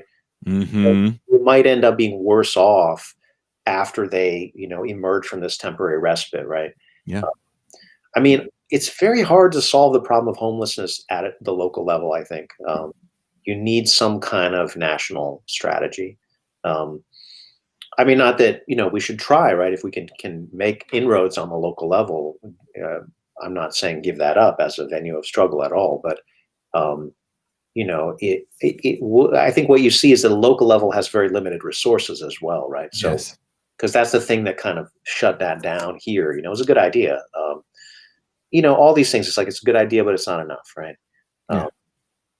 But I think that it does create conditions. I mean, you're right. Like, what spreads it, though, right? I mean, is eviction framed as just like an individual problem, like that person lost their job and, you know, is kind of a loser, right? I mean, because that's how it often is framed, right?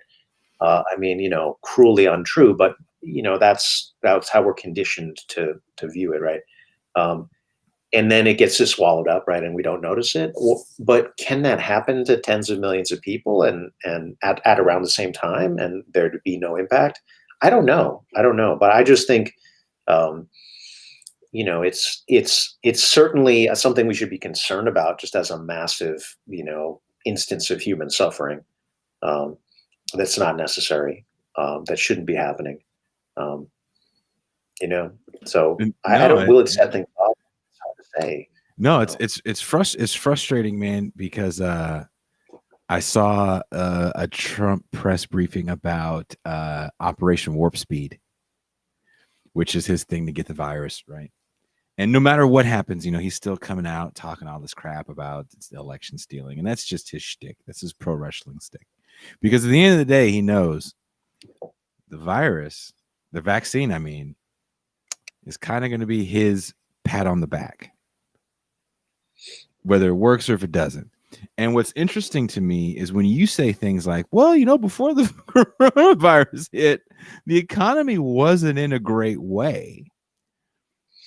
And Arash Kalahi was on the podcast several times, saying the same thing. We don't look at the real economy. So even before this virus hits, the economy is hurting. The virus exacerbates everything, and people just kind of blame it on the virus because we go, well, the Dow was great. So, I know people haven't listened to all my episodes with the great Arash Kalahi. Did you want to kind of tell people the difference between the real economy and like the stock market real quick? Yeah, well, the stock market, these are the shares of ownerships of firms, of course. And I think what we're seeing is that the stock market is very sensitive to money creation, because a lot of the, like the Fed created, about $2.7 trillion in response to the pandemic. And a lot of this gets injected into financial markets, either because of bond buying or stock buying sometimes, right? In extraordinary situations.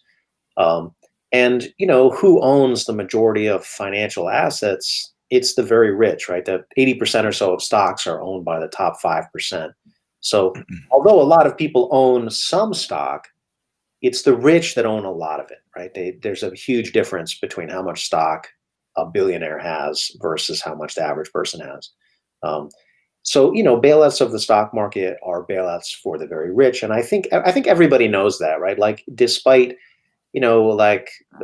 because the average person see the stock market going up, and it doesn't really affect your bottom line, right? For the vast majority of Americans, it does not affect your bottom line. It doesn't change your income. It doesn't change your expenses.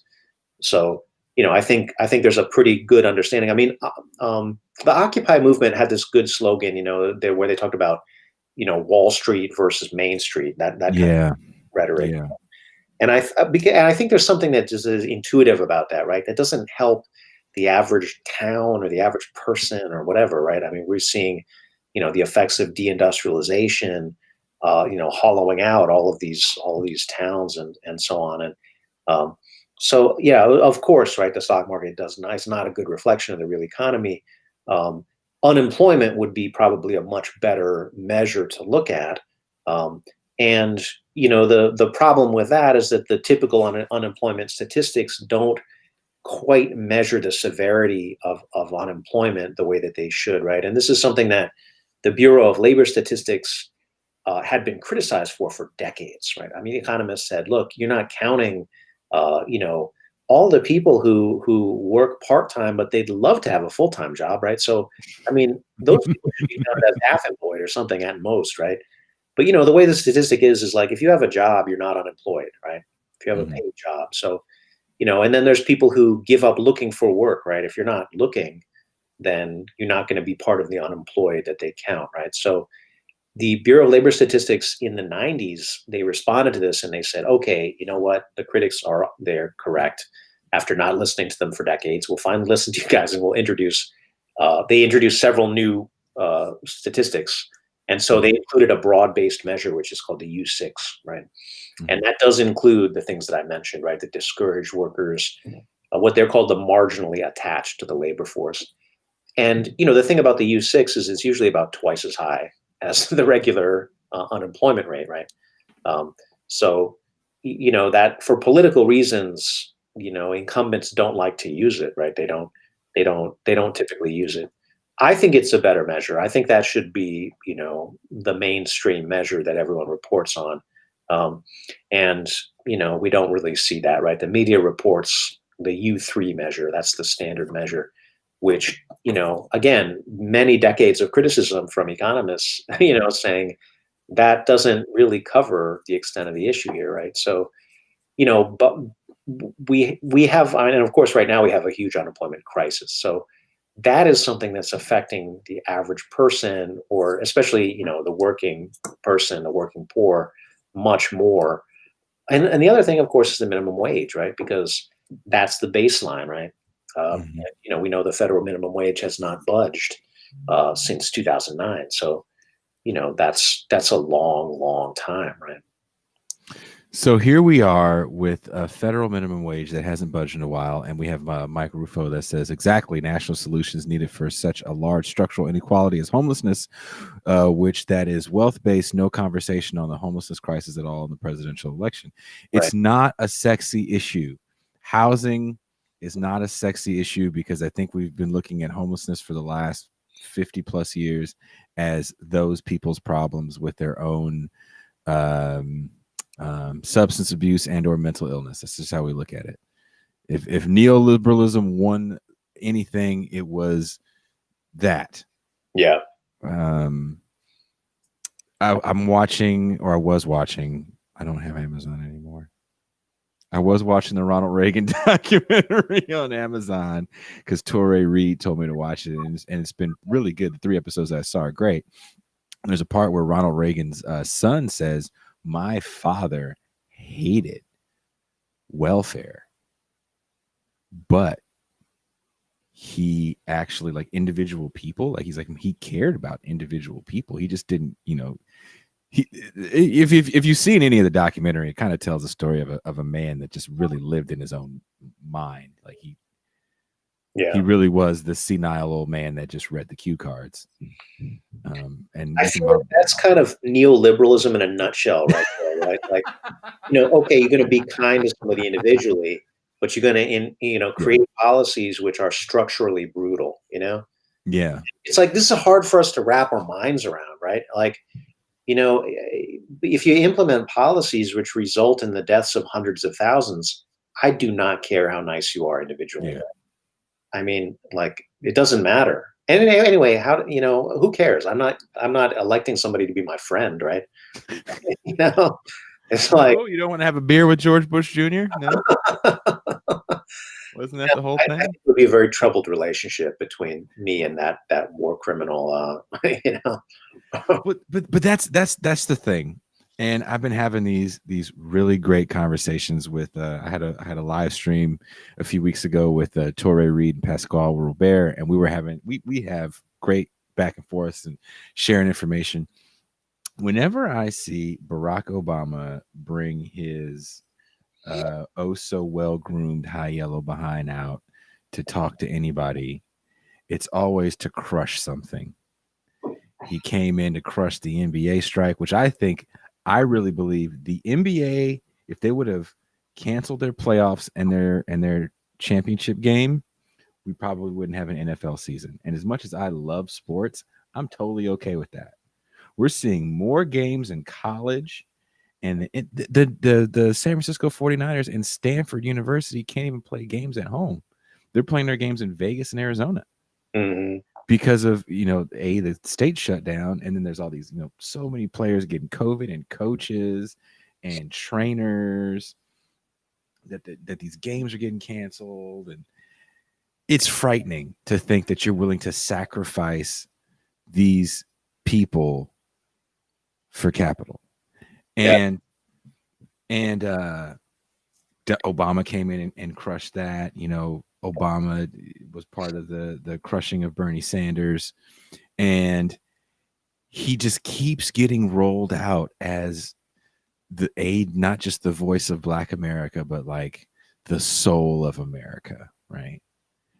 And it infuriates me to no end. But I have to watch the way the man works, because I have to have an understanding of how he's connecting to people, being kind of the architect of policies that have put so many away, be it immigration policies, be it drone policies, being the austerity president. Yeah. Like, that's him. That's the smiley, that's that motherfucker. And I have to watch him work. And every time I do, I just go, man, you are good. He's a master of putting a dignified human face on his brutality, really. And, I mean, he's personally very charming and very charismatic, right? Yeah. He's a very good speaker. He's very intelligent. So I think, like these young basketball players, right? I mean, Obama can tell you something is not effective or not a good idea. I mean, you're going to listen, Yeah. And so, yeah, I think, he certainly, and what does he always say, right? He always says, well, don't do it this way, right? Like, do it the smart way. Or, I mean, and it's like, what the hell does that mean? Like, become a Democratic politician and immediately sell out your principles. I mean, that, maybe he'd approve of that, right? He mentioned Pete Buttigieg as being, like the future of the Democratic Party, right? Some years ago. So that's clearly what he would approve of.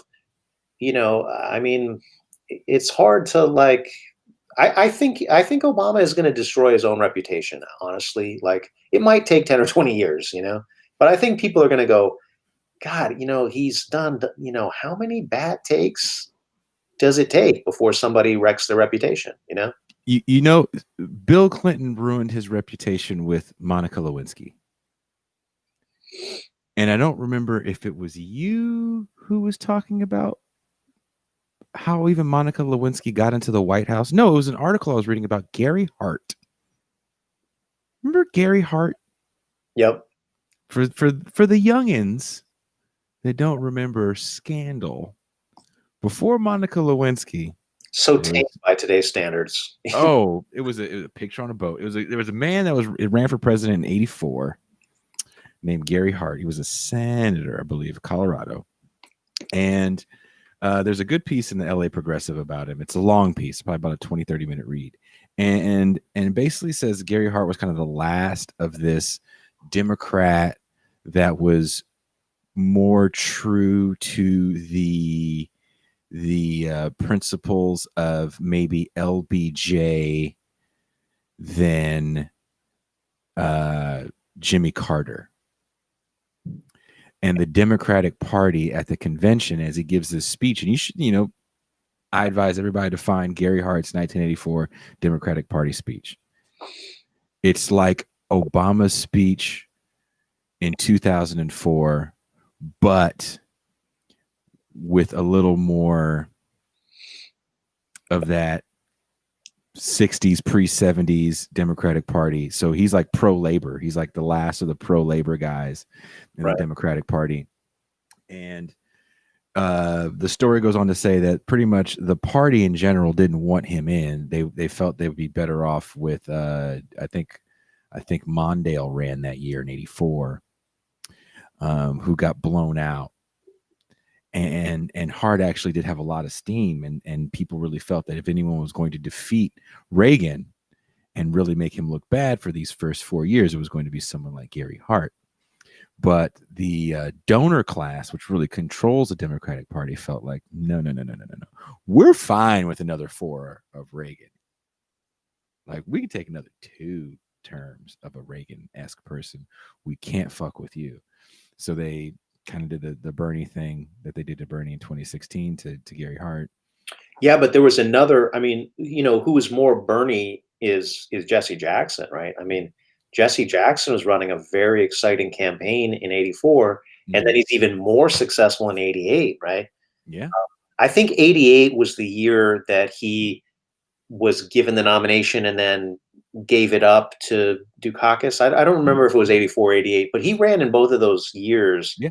and did very well, and got a lot of attention. Was like, I mean, it's very much a parallel to Bernie, I think. And he came very close, right, to securing that nomination.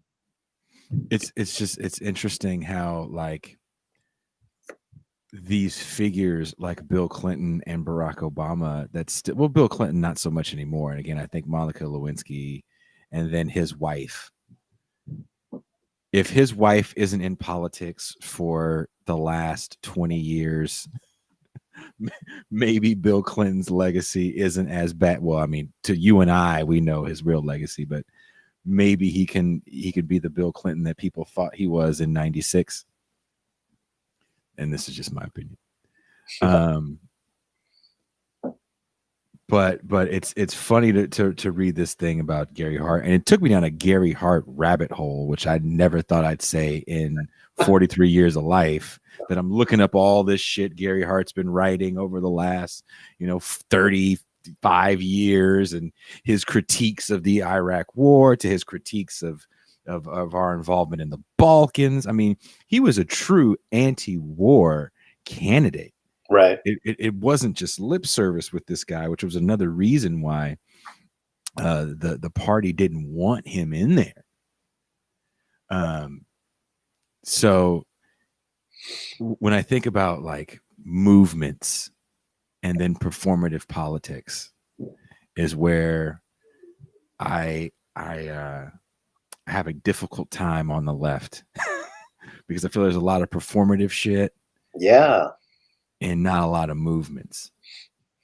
Yeah, or there's a lot of fragmentation and not a lot of, kind of uniting behind something, I don't know. I'm reading this book right now. It's quite good. It's called The Communist Necessity by J. Mufawad Paul.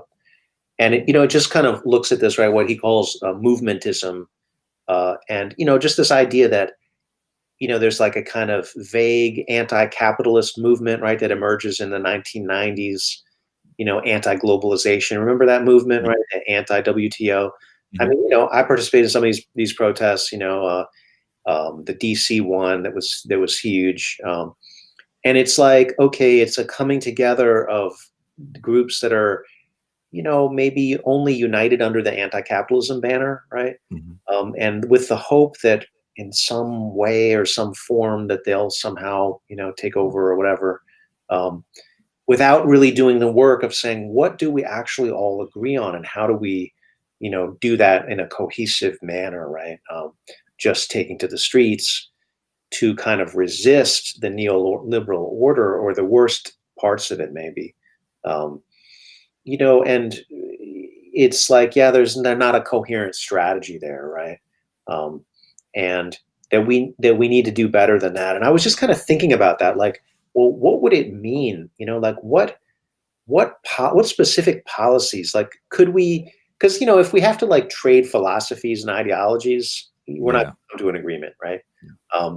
Because this is like that stuff's different. But if we get specific, like, I mean, so maybe it's that, right? And maybe it's something like, look, nobody should be homeless. Nobody should go hungry. Everyone should have healthcare. Mm-hmm. And how are we going to get that, right? Mm-hmm. We're going to have to seize control of the state, right? We're not going to get the state under capitalism mm-hmm. to deliver us any meaningful change that results in a decent life for everybody. Let's be honest, right? Mm-hmm. That has never happened in the 300-year history of capitalism. And I don't think it would happen ever, right? I mean, it's just this antithetical to the system. So whatever you are, anarchist, feminist, anti-racist activist, whatever, right? Should we not all at least unite and seize the state, right? And let's hammer out our differences once we've done that, because we're not getting anywhere by just doing a street protest, right? Like that demonstrates that liberal democracies have the right to protest. But like that doesn't it doesn't make anybody quake in their boots. So I don't know. I'm just, this is kind of like my thinking isn't fully developed on this. I don't have all the answers of how we do this. Mhm. But there does have to be some kind of coalescing moment, for so that things go in the same direction. I always try to end the show with some sort of message of hope or a shitty joke. I have neither at this moment. I will say this, and hopefully this will give you and whoever's paying attention a little bit of hope.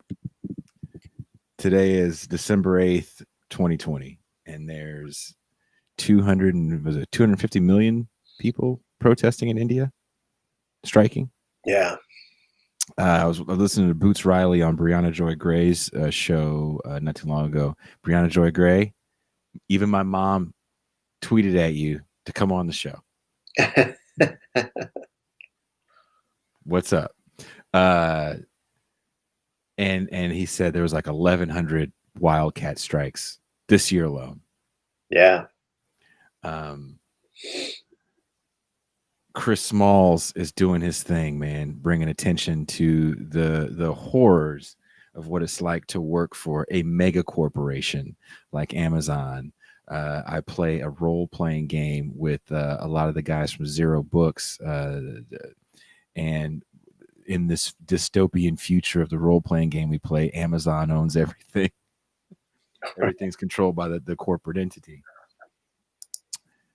I'm hoping that what we're seeing is the precipice of people starting to wake up.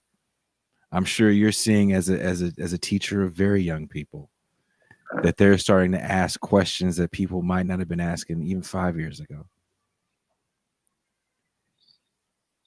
That's my hope. I knew this presidential cycle wasn't going to be the answer to all of our problems, but knowing Chris Smalls as a person and seeing what he's doing, seeing what's happening in India, seeing all those wildcat strikes, seeing an entire state like West Virginia shut down. And that all those teachers weren't socialists and Democrats. Right. It's people coming together, understanding that these labor movements are where we're going to see real movement. So, I mean, it's capitalism that ultimately radicalizes people, right? I mean, it's the, and so, yeah, it's inspiring when you see, millions fighting back. Absolutely.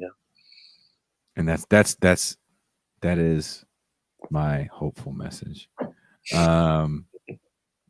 Is there anything you need to promote, Dr. Bair, or you want to shout out? Well, thanks so much for having me on the show. I appreciate it.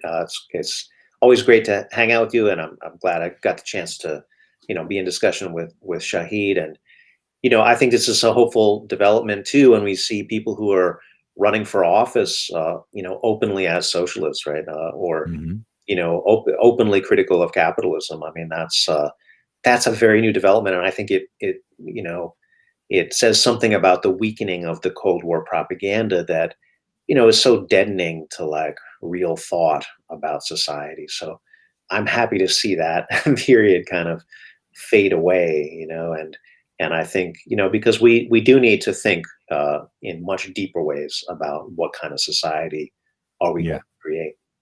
Yeah, no, you're right. I agree. I wish Shahid, I wish we could have loosened him up a little bit longer, because I definitely wanted to get into, why he felt that the left kind of turned on him during his campaign run. And that's a whole other show. That's a whole other show. But I'm going to ask. I'm probably going to ask for you back again. I'll give you more notice next time. Well, I'm always happy to be on the show. Hey, I love having you, and I think people love having my mom. So when If you see me today on the show on a Tuesday, the next day I see my mom to drop my son off. The next morning, my mom's like, "I like that guy, that professor guy you had on there. I like him." So I'm popular among the moms. That's, that's a group that I'm very pleased to be to be enjoyed by. well, my mom's a socialist, so Well, very good. yeah, you got the Cam Davis. Okay. Well, Dr. Bair, thank you very much for coming on. I appreciate you, and have a good night, brother. All right, take care. Peace. All right, that was the Tuesday night live stream, and my mom, as you can see from her photo, is on CP time, and she's late. She's late to the show, so now she has to watch it on YouTube. I'm just teasing, Mama. Please don't hit me or yell at me when I see you tomorrow. Thank you guys for checking out the show. Follow Shahid Buttar for Congress on Twitter and on Facebook. Definitely follow Dr. Asatar Bair. That is his name on Twitter. It is at Asatar Bair.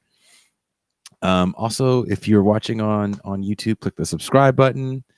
And for all of you that subscribe to the YouTube channel, thank you so much. I'm trying to give you as much content as possible. I just put a new clip up today from the conversation I had with Torre and Pasquale.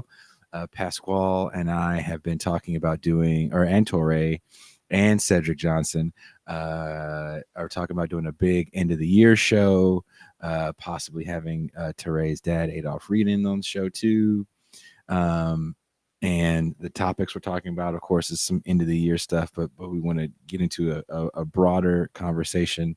I do have a podcast about to drop tomorrow. I believe that is my conversation with Pascal, where we ask the question, who does get to speak for Black people? We always talk about the Black vote as if it's a monolith.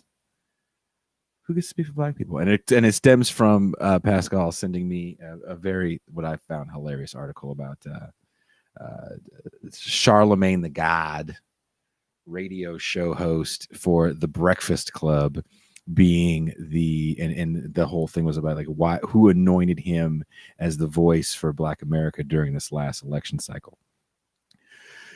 So that's what's in store for you. There's a podcast right now that dropped. What's today? Tuesday. So it dropped Sunday. It was a conversation I had with Professor, I think she's Dr. Kelly Fonto Dietz, who wrote a really good book called Bound to the Fire. It's about the history of enslaved chefs.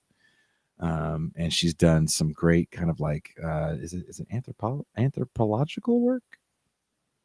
I know in the discussion, she says that they had discovered Nat Turner's skull and they had given it to his family. She's doing some really cool work. So definitely please check out that show. And I will be seeing you guys next Tuesday. Thank you very much and have a good night.